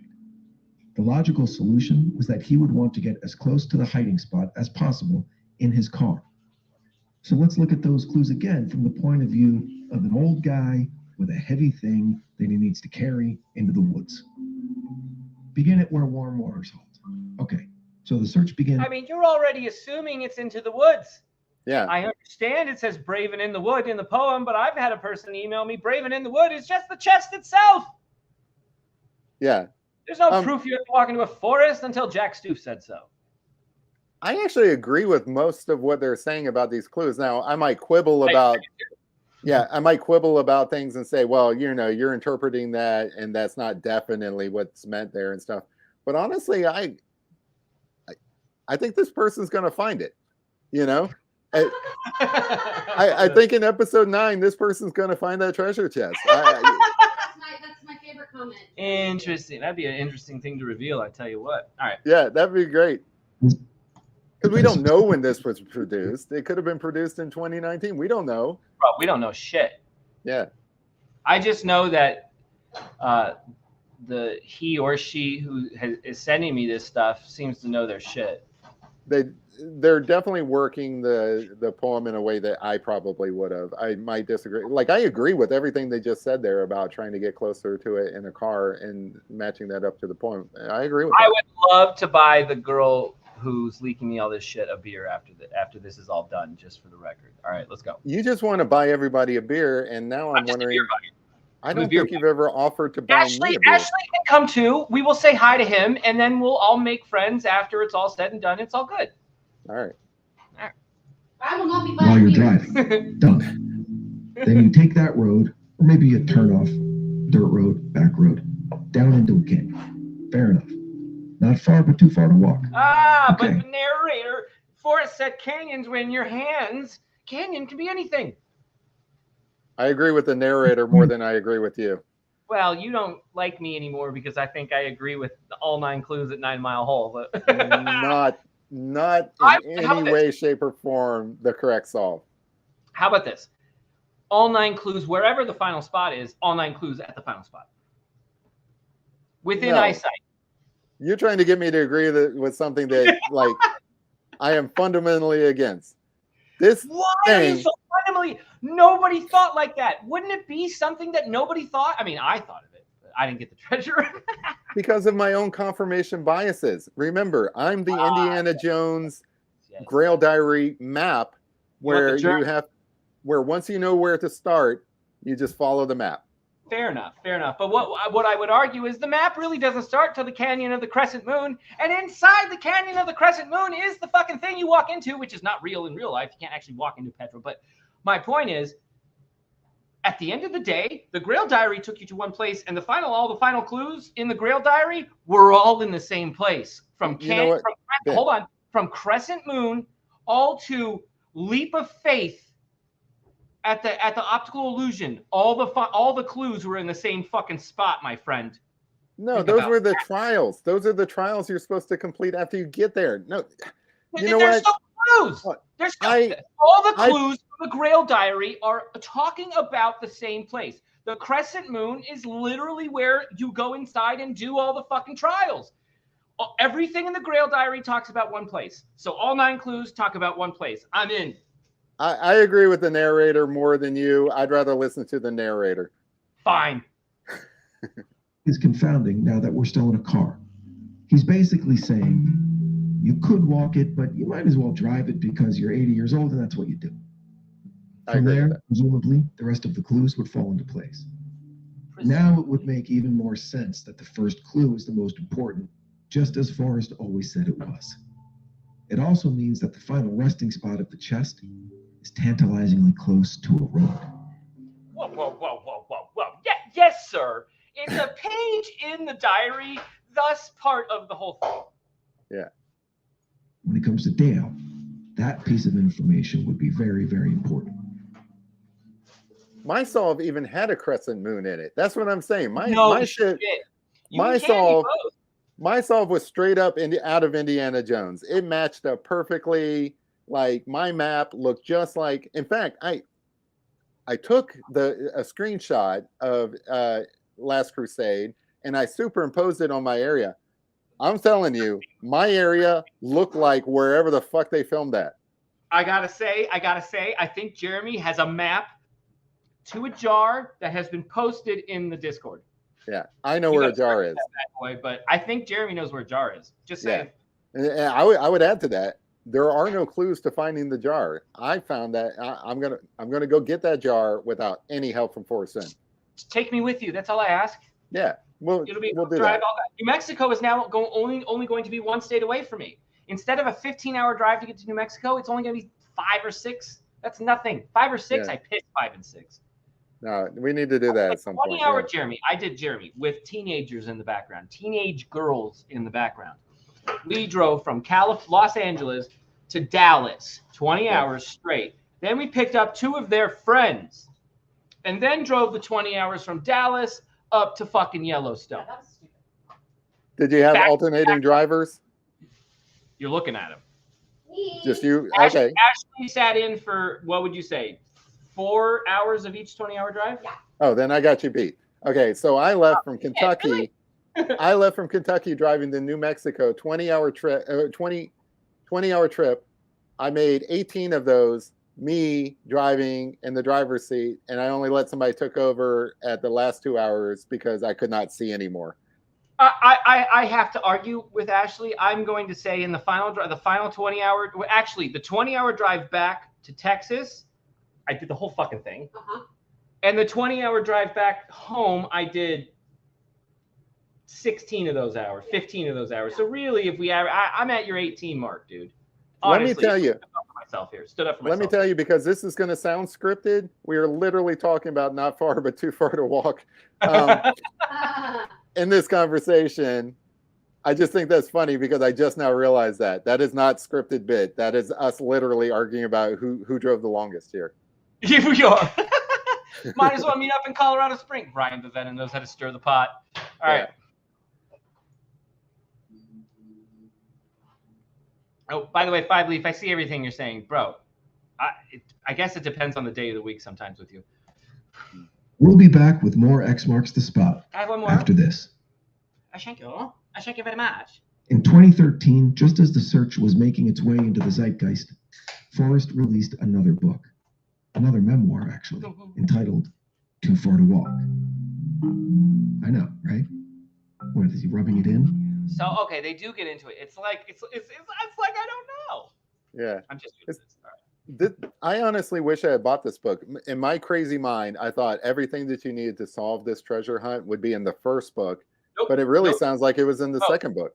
No, fuck that shit. I agree. No, I was told poem and the son of a bitch. I didn't play the Nuance game right away. I was told poem, the book, and a good map, and I always put the book as the thrill of the chase. When I was a searcher, 2019, 2020. Until the chest was found, just for those short 6 months, or 8 months. No, I will not touch Too Far to Walk. I will not touch Once Upon a While. I will not touch those fucking scrapbooks. Right. How did this chest not get found in 10 years? I'll tell you why. Because he fucking did that shit, and it confused everybody. That was my stance. Yeah. I was like, you have to make a stance going into this, looking at the whole thing. That's how I felt. Yeah, it's either book, poem, and a map, or it's everything. You have to pick before you start. Unless you get nothing but failure, then maybe you change your view and change it into, okay, maybe the scrapbooks do say something. I don't know. Yeah, and before this treasure hunt actually ended and they said it was in Wyoming, I could take that that Thrill of the Chase book, and I could make a very compelling argument that, no, it's not very clear that you're supposed to go up to Yellowstone. That's a small part of the book. People can argue that. As a new person, also, I'm talking over you so much now. I got a couple beers. Fine. It's not Ashley, it's Jeremy. Remember that. It's not obvious, right? I understand the love of Yellowstone in the book. Don't get me wrong. It's not obvious. Yellowstone itself is almost its own weird barrier. I said to myself, if it's in Yellowstone, this would have been found. Moving on. It's not Yellowstone. I didn't give it a second thought. Right. But then apparently in Too Far to Walk, it becomes a little more compelling that it is in Yellowstone. So I kind of, in hindsight, wish I had bought that book. 5 Leaf. Yes, I did. And I didn't try to make fun of you. Okay, let's change the verbiage here. You were on Thor, which is the first place I interacted with you when I joined as Searcher 2342.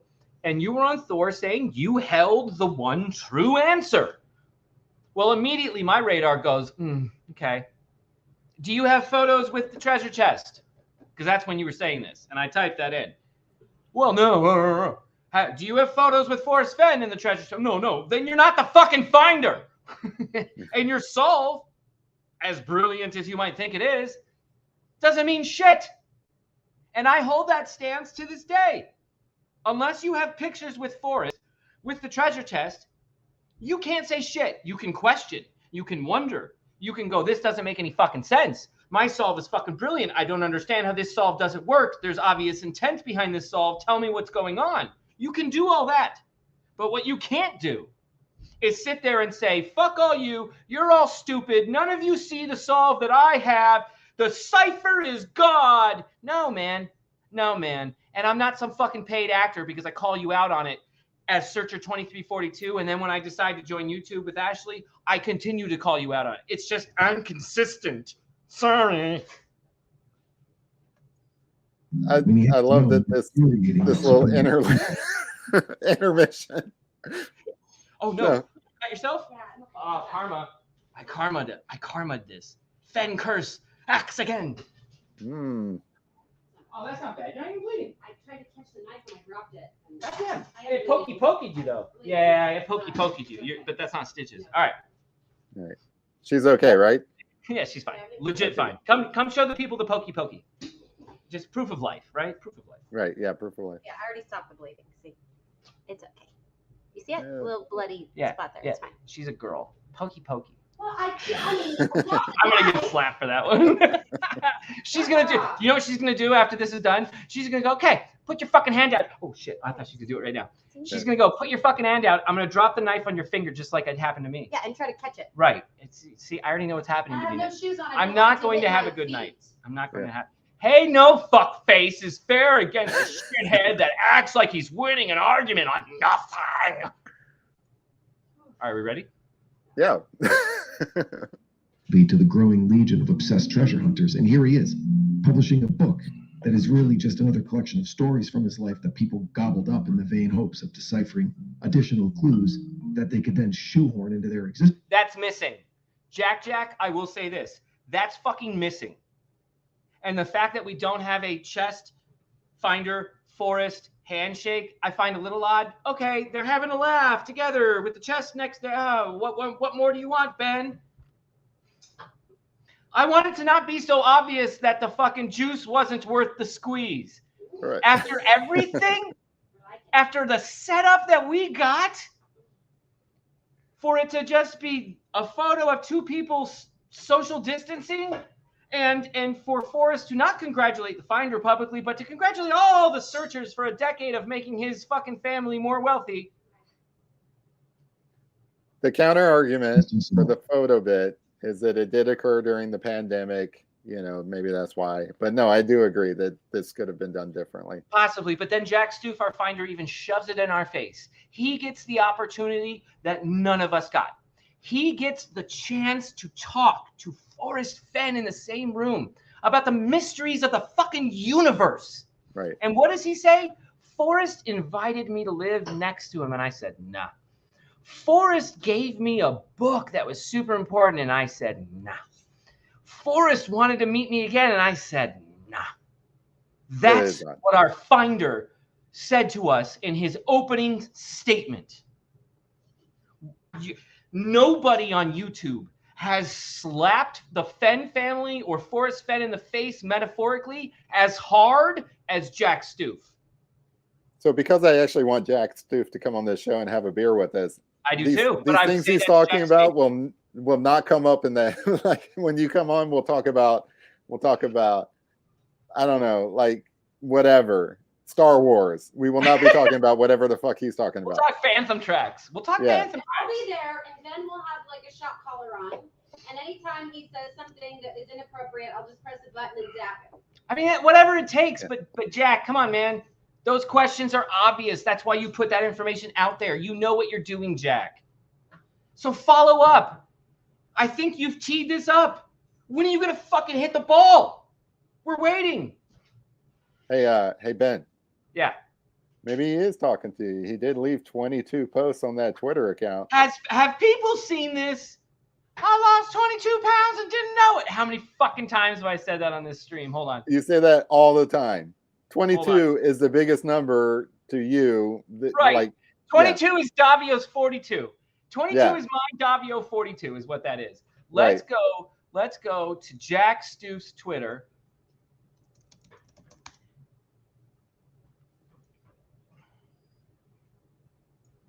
I would shit if he's posted something today just to mess it up. Oh, fuck, that would suck. Nope, here it is. Right here. 22 tweets for Jackie Stoof. Right. And oh, Jackie boy. You guys watching at home, that wasn't always the number. He literally deleted tweets to make it that number on purpose, accidentally. I don't know. There's a few things you can control on your Twitter profile. The background, the tweet count, and your following count. 559. Does that mean anything? Ashley's birthday is 5/9. I'm going to go unsubscribe just to mess up that number. 55.9. Is 55 important to the chase? And then 9. That's people he's following. So no, right, you can't mess with that. Right, yeah. Right. So it could have been 560. Has it been 55? How long has it been 559 for? That's what I want to know. When did he make these 22 tweets? I also want to know that. Is there an internet search database that you can do to look at, like almost like the Wayback Machine, but can you do like the Wayback Machine for Twitter profiles? Yeah. Can I look at a Twitter profile in 2012 as I doubt it. Ashley got a Twitter notification just at the same time. It's Forrest Fenn. He's about to do another flood. It's going to be on Twitter this time. So real quick, while you got the screen up, it's just so funny that Rudy Green is the very first person there, followed by Rudy Green. Well, of the people I follow, right? This blurb will be based upon who I follow and follow me. So Rudy Green will pop up first because we follow each other. Same with Treasure Hunter. But the Wolf, I only follow the Wolf. The Wolf doesn't follow. See, like, look, Rudy Green follows me. The Wolf does not follow me. Yeah. But I find the Wolf, for the record, guys, I think the Wolf is one of the most important searchers in the chase. Just for the record. I know. Okay, let me put it this way. The Wolf might be one of the most important searchers you forgot about. Yeah, like it's been a while since you've heard about him. What is all this shit? I know people have dissected it and told us what this all means, but can we do a recap on what the fuck this is? Because it used to be, I think it just used to be the background of this, and then he changed it to whatever this is. We'll get back to fucking Calvary in a second. Yeah, you got to go through all that. Can you read Greek for me? What does this mean? Iop? Iopinodo. Yogurt. Hi, Ben. How are you? Fucking Jack Stoof! I think he's seriously messing with you. Like the whole 22 thing. I mean, that's something to think about. Well, we ran the numbers behind the scenes. It did turn out that he did email me the most. Yeah, I don't know why. I don't know why Jack emailed me the most, but he did. Jack likes you, Ben. I feel like he's going to come on this show. He's going to share a beer. It's going to happen. Yeah, but then he stopped. I think doing the Reddit ping data sent him underground. That was the end of it. He stopped responding people. For now, since July 21, he has stopped because of a variety of reasons, but the tipping point was, I believe, the Reddit ping data. Yeah, he'll be back. Pirate says Wolf. There's something so intriguing about this. A, who the fuck are you, Pirate? B, I love Wolf. C, are you Canadian? All right, let's get back to the list. Let's get back to it. Should we get back to it? Let's get back to it. Yeah. We need to wrap this up a little and bit. Proceed with their well-established confirmation. Oh shit! It's 5:30. Oh my god! It's a half-hour podcast, and it's 5:30, and we're still only 23 minutes and 49 seconds into this. Because you took a whole moment to argue with Five Leaf Blaze. This is why Calvary doesn't employ me.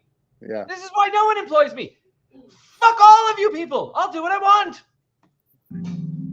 Maybe this time there was an actual clue hidden in the text that was of major significance to being able to figure out where Forrest had secreted his golden treasure. But for this to be true, you had to depend on the word of Forrest Fenn, which, when it came to the treasure hunt, was a very tricky proposition. Tricky. Shortly after I'm tricky ducky. the book was published, Fenn sat for an interview and was peppered with questions about how the new book related to the treasure hunt, and more specifically, the fabled poem from his first book, The Thrill of the Chase.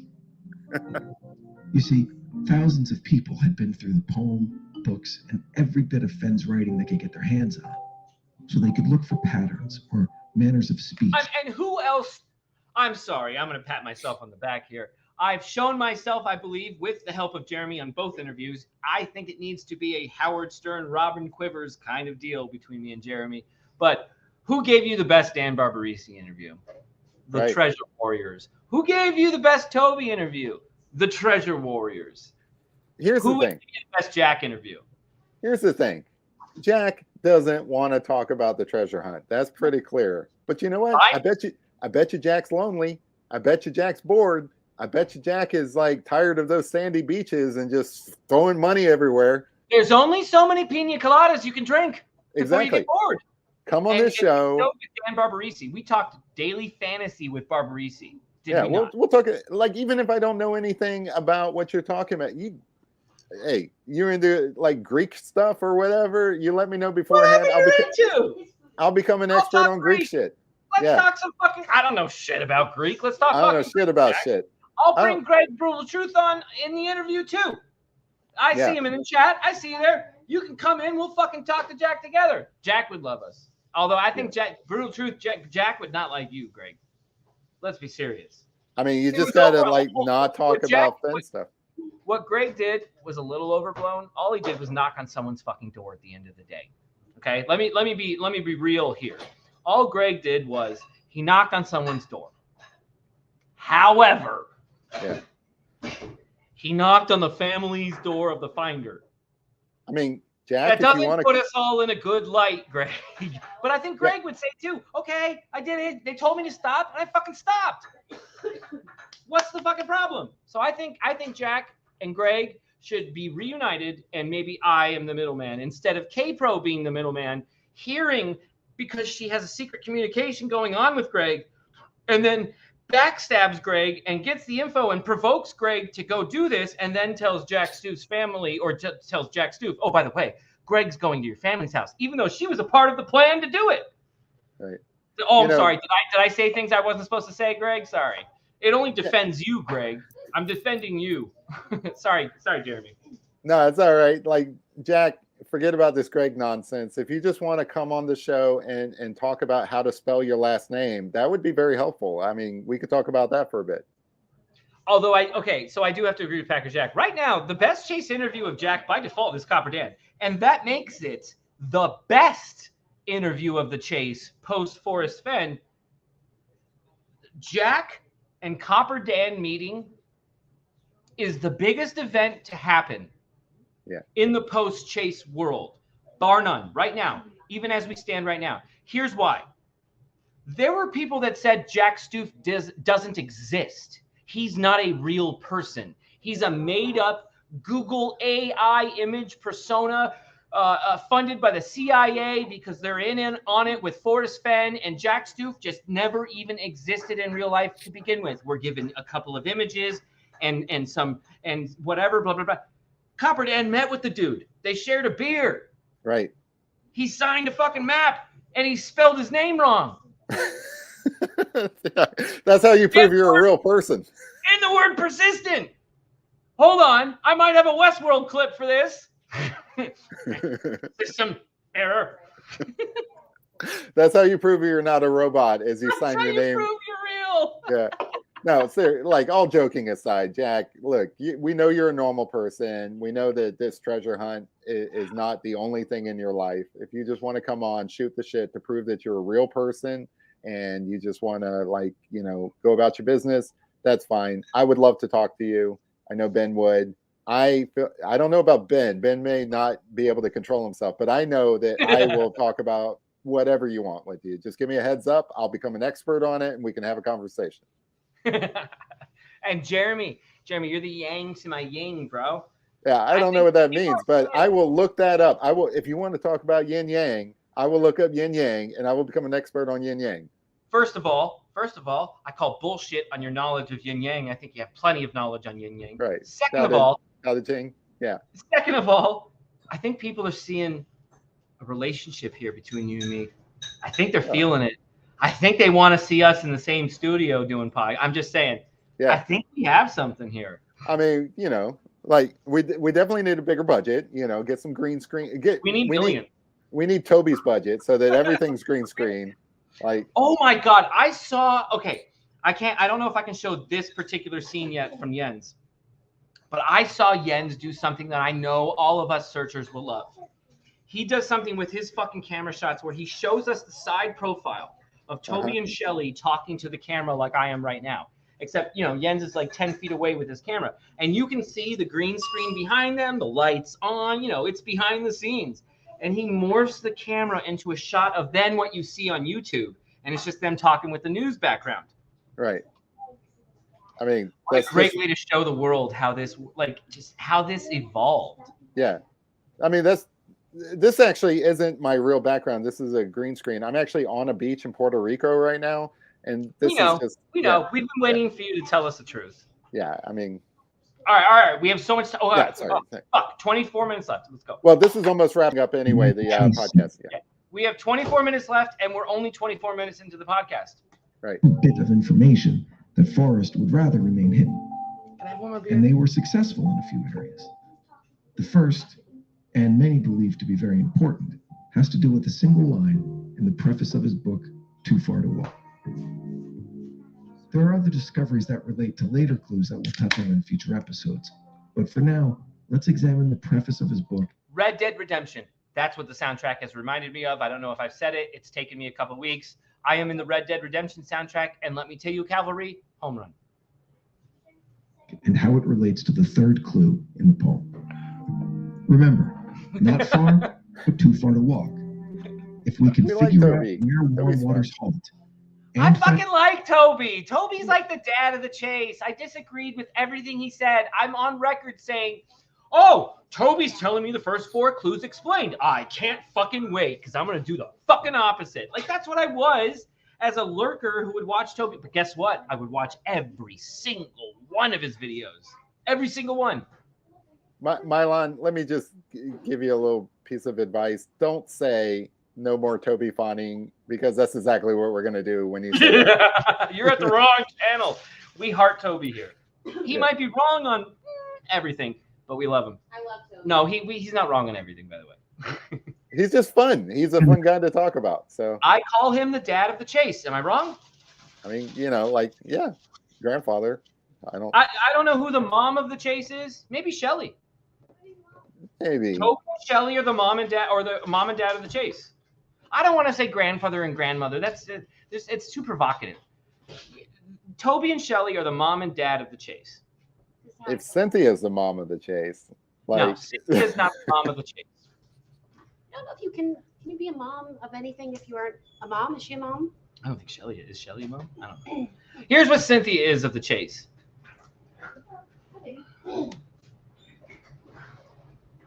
Here's what I want to say. Here's what Cynthia is of the chase.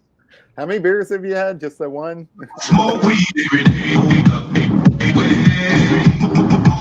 Smoke weed every day.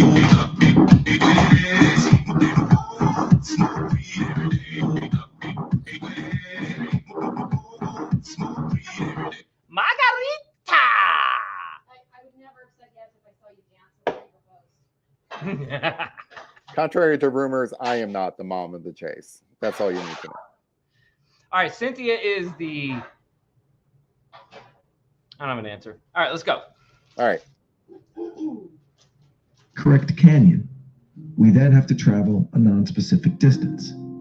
How wonderful it would be to have some specificity, right? To get into the mind of the man and learn what too far to walk meant to him specifically. We're not giving you more... Greg, I told you we were doing this fucking shit for Cavalry. I want to do my Cavalry recap, and then we have K-Pro on. You want to go on after? I'm down. If we're treating the 9 clues as a series of directions, then obviously that information would be vital. Here's a portion of the preface from his book, Too Far to Walk. My wife has been a wonderful traveling companion, and she always understood when I needed space. which reminds me of a trip I took many years ago.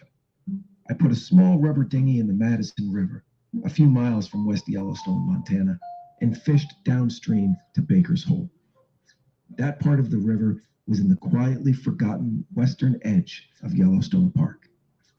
There were no roads, no trails, and no rangers to remind me that I wasn't supposed to do that. The river distance was about 10 miles, and the best fishing was in the bends where the water turned greenish deep and beautiful. The small boat containing my camping gear, That greenish deep and beautiful was always important. Yeah. was tethered to my belt as I leisurely walked in the river. I spent 3 days there, casually casting my fly and enjoying the solitude. The river experience cemented my connection to that special country, and I promised myself that someday I would make that trip again. Who am I brown nosing? Kobe. Oh, yeah, okay. All right, fair enough. That day never came for me, and my disappointment still Was cast. I really brown nosing him? I'm Look, just saying he's the dad of the chase. That doesn't mean I agree with everything. Toby comes on the show. We have a good time. That's all there is to it. It's not a big thing. All right. It's a lonesome shadow across the Madison River. For me now, it's just too far to walk. So now, that's the preface from Too Far to Walk, right? Right. Yeah, Right. I can So they see do do it. in hindsight, there's a lot of good information there.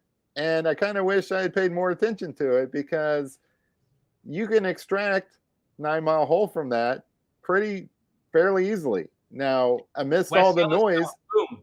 yeah, 9 miles.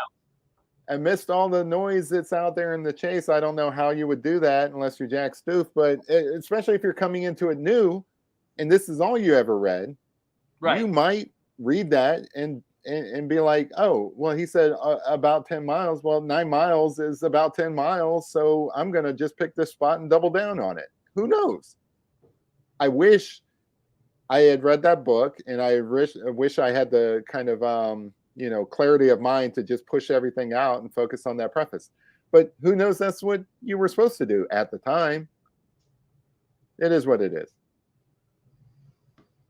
I might let Greg on right now. Does he really want a link to talk to? Greg, I need to be able to go over X marks the spot, though. If I have you on, we're going to talk about all the other stuff, and we won't be able to get to X marks the spot. That's why we're doing X marks the spot is me and Jeremy. We do our thing. We can talk all you want. I don't want to talk over the fucking K-Pro show, guys. Here's why. Because it's not because, everybody has a specific time to go live. I don't give a fuck. I've gone live when they went live. I want to watch what they have tonight because I want to know if this is the 5th fucking time in a row where they say they have breaking fucking news and It's nothing. Right? So I'm not interested in doing anything for the next 3 hours from 6 to 9 tonight because I want to see if they have breaking fucking news. All right. You hear that? Right there at the end. It's just too far to walk. Coincidence? Forrest's on the record as saying there was an unintended clue in the book Too Far to Walk, and the majority of Fenn watchers believed this to be it. And if true, this would be a huge clue, and here's why. If Forrest associated that location, the Madison River along the, quote, quietly forgotten western edge of Yellowstone Park, unquote, if he associated that with the distant memory of it being too far to walk, for a man now in his 80s. All right, it's too far to walk. I'll talk over it. I will have Greg on as soon as their fucking show is over. As soon as K-Pro is done, I will have Greg on. I will go on Greg's show. I love Greg. I think he's funny. And he inadvertently used the same colloquialism in his poem as in his description of the location years later. Well, there it is. A clever searcher with Google Maps could reverse engineer the 10-mile distance from Baker's Hole, go upstream until a location presented itself that could be associated with warm waters halting, and the searcher would have a tremendous advantage. When this inadvertent clue was made known, it caused quite a stir in the community of treasure hunters, who had been desperate for some kind of clue or hint that was not manufactured to be a television event or groomed to be more or less useless, like his other very public utterances that he claimed were clues. The treasure was above 5,000 feet. It wasn't in a graveyard, It wasn't associated with any structure, and it wasn't in Idaho or Utah. Those are the public clues that Forrest gave on the Today Show. Now, while on the surface those clues seemed helpful, in reality they were basically used as red meat for his most ardent followers, and more broadly as promotional tools for Forrest Fenn himself. But to the extent that any of that bluster could actually help someone find the treasure, not likely. But as far as the unintended too far to walk clue, there was, as there always seems to be with Forrest, a catch. Yes, Mr. Fenn. I agree. He is an original, and every single person who's met Greg has told me great things about him. I wish I did. I didn't get to go. Admitted that there existed an unintended clue in his book. He just never specifically stated what it was. A few months after the book was released, during a live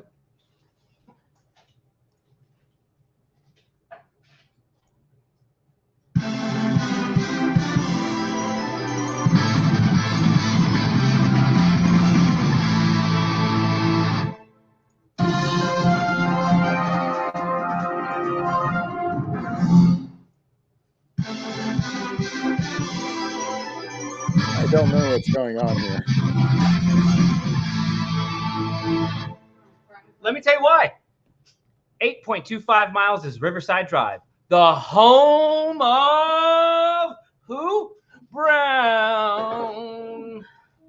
That would be Doc Brown from Back to the Future. Riverside Drive. Yeah. Marty McFly asks for Doc Brown's home. He is told Riverside Drive. And lo and behold, 8.25 miles away from West Yellowstone entrance is Riverside Drive, the home of motherfucking Brown. Interesting. Yeah. Mm-hmm. I've interviewed at the Collected Works. Fenn made a comment that wasn't in response to a question that in any way referred to a clue. He mentioned that he was surprised that his publishers failed to include Canada on the map page of his book, Too Far to Walk, a map that detailed the mountains north of Santa Fe, the wide swath of unforgiving mountains that contained his treasure somewhere within. Given that statement, the unintended exclusion of the entirety of Canada led many searchers to believe that that was the clue. You see, Forrest never claimed that the treasure was located in the United States. All he said was it was in the mountains north of Santa Fe. So, that could have included the Pyrenees. I mean, the Swiss Alps. I mean, you draw a line at 42 degrees around the planet, and anything north of that is game. And now, apparently, it could be confirmed that indeed the treasure was somewhere in the Rocky Mountains that lay within the contiguous United States, and definitely not in Canada. Wow. Was anybody actually searching in Canada to begin with? I can't think of a more Forresty thing to do. The belief that it's actually helpful and lamentable for Forrest that searchers could exclude Canada in their searches and could confidently confine their searches to the 200,000 or so square miles of Rocky Mountains that lay completely within the country. All right, we're talking about Doc Brown. I'm just going to show you one thing. I'm just going to show you. Okay?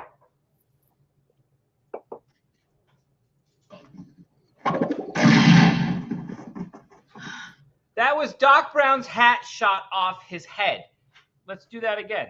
Well, didn't see that in instant replay. I damn you to hell.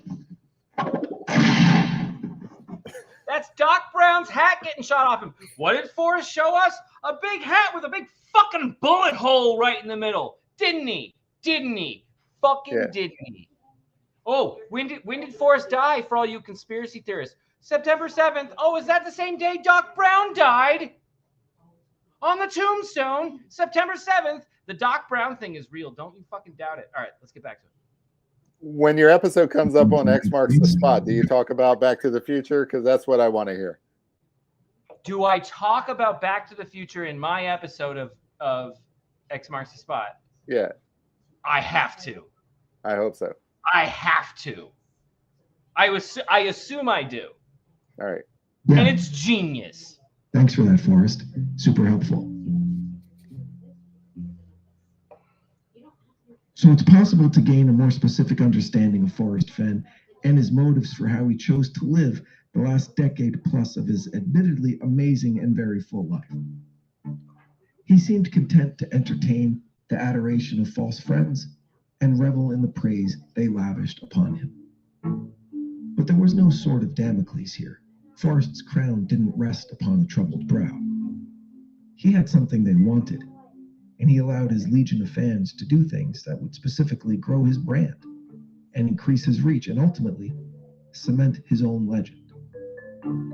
There could only ever be one winner for the sweepstakes that was the Fenn treasure hunt. No one understood that better than Forrest himself. And right up until the moment the treasure was found, Fenn knew that he had nearly carte blanche when it came to requests from his multitude of followers. They would travel across the country for an audience. They would finance interviews and documentaries, publish daily blogs, write books about his books, and even indulge the flirtations of a once virile man of adventure, all in the hopes of gaining an edge, some slight advantage that may help them in their quest for riches. And every single one of them came up empty-handed. Why? You know why. Because you can't con a con man. Oh, they did it 3 times, Jeremy. Yeah. Is Packer Jack's head exploding? Coming up, we investigate famous treasure hunts over the years, take a hard look at the 4th clue and all the trouble it caused, and we'll meet a new treasure hunter who was so sure of her own solve that she was willing to go to court over it. Right. That's We all next know time. who that is. Next marks the spot. All right, so we have 10 minutes left. I have a preview for episode 4. Cool. What I have to do is send the preview from this girl's text when he sent me the leak for episode 4. Hold on, let me send his link to my email. I really want to know why she is doing this for me, though. It's kind of interesting. I don't know why. I still think they might be fucking me on episode 8. I don't know. Yeah, they're totally going to present you as the crazy searcher. This is scary. How do I share this link? Okay, copy. And then I'll go to my email. I'll compose and Packer Jack says he doesn't know if he can take 3 con mans and all the breaking news tonight. Packer Jack's head is spinning. I know. Yeah. A lot going on tonight. All right, so final thoughts while I get this loaded up. Final thoughts and predictions for tonight's K-Pro Calazar powwow. Ooh, that's tough. K-Pro Cow powwow. So my impression is that a lot of it's going to be a recap of the recap from last week. I don't know what new information she had. There's like a leader graphic or something, like a thumbnail or something, where she kind of hints at what's coming up. So let me read what that is. So it says full court hearing summary. I feel like we already got that. It says we got big news, whatever that is. There's a lady here going, oh my God. Jack found the treasure chest in 2019, confirmed, exclamation point, exclamation point. So basically they're going to probably refute what Toby had said. I typed it in Discord. I hate that graphic. It's so tabloid. But anyway. Yeah. So why Jack never left 9 Mile Hole? Because all line clues are at 9 Mile. Yeah. So they got information on the second slip up and then K-Pro's update. So I don't know. A little bit of what we've already heard and some new stuff, it sounds like. Interesting. Mm-hmm. All right. Let's see what this episode. The title of the screen. Can I share it? Let me see if I can share this screen. Ep 4 leak for BK. BK. Ooh, is there another leak for somebody else? Yeah. Who's BK? Aside from the breaking and entering at the Fenn home, there were several other unlawful entries with the intent to get rich mishaps, all the way from Santa Fe to Yellowstone. At one point in the madness, it seemed everyone with the surname Brown had clueless treasure hunters sniffing around their homes, desperate for a whiff of the gold. In graveyards? Oh boy, If you recall the classic Western, The Good, the Bad, and the Ugly, then you remember that the stolen Confederate gold was hidden in an unmarked grave. Well, Sorry, I have to any relevant connection to I have to pause it, but Jeremy. Yeah. You have posted numerous times, my friend, in this Discord about The Good, the Bad, and the Ugly, and that graveyard. Have you not? I love that movie. I love that movie a lot. Like, there's a great documentary about how they found that actual graveyard. It's a real place, and they've reconstructed. It's amazing this documentary knew to use that as a reference. a graveyard. Scores of searchers believed the gold to be hidden in a grave marked with the name Brown. Yes, there were attempts that amounted to actual grave robbing, innocent though they were. Several attempts, actually. There were incidents of trespassing at homes with the name Brown. People with dogs. Old Doc Brown got robbed. Smell bronze, so they could what? Have little Fido dig up some stranger's outhouse? Whoa, whoa, whoa, whoa! Wait. Trespassing. Wait. Let's listen to that. Right. In an instant replay. At homes with the name Brown. People with dogs trained to smell bronze, so they could what? Have little Fido dig up some stranger's outhouse? Oh, snap! Surprise, motherfucker. Oh, snap! Surprise, motherfucker. Hey, Justin! Surprise, motherfucker.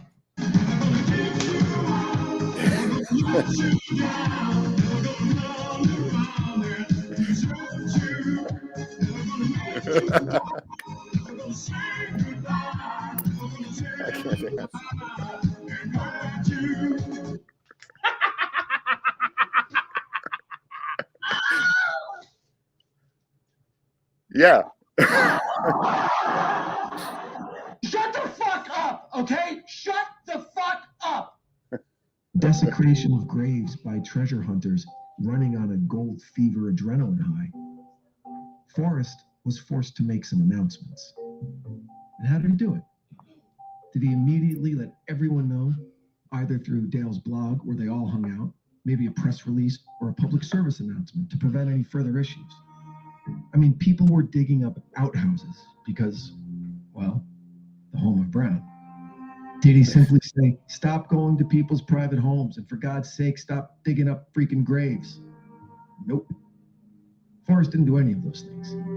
Instead, he couched his warnings to the search community in the form of clues on the Today Show. His second appearance with Matt Lauer was the clue, the treasure is not associated with any structure. A month later, it was, the treasure is not in a graveyard. Now, this was all, again, a very, very Forresty thing to pull off. He was being pressured to call off the crazies and get them to stop committing felonies, and he turned it into a marketing bonanza. Holy crap, Forrest is giving another clue. We'll definitely find the treasure now. It's kind of funny, though, because people just ignored that stuff. Like, up until the end of it, people were digging in graveyards. That didn't stop anything. Yeah, and I get it. I got the appeal. All right, so 2 minutes left. I guess K-Pro Cow, we're going live soon. K-Pro Cow, bow wow. Any final thing? All right, let's see what happens. I'm all ears. I want to know what the discrepancies between notes were, what was truly said in this courtroom, how they have all this breaking news. We'll find out. Yeah, just as a final thought, don't forget the next episode of X Marks the Spot drops tomorrow. Boom. So, we do this recap the day before it does. So make sure you look for that in the morning. Seems to fall on Spotify pretty quick, YouTube latest. So, make sure you look for that. Jeremy? Yes? What size shirt do you wear? Large. Okay. I have an idea. All right. All right, kids. Apparently, it's the great unbanning. You might actually see the Treasure Warrior name in chat tonight. We'll find out. No video to go off on. Let's see what happens tonight. Goodbye. See ya.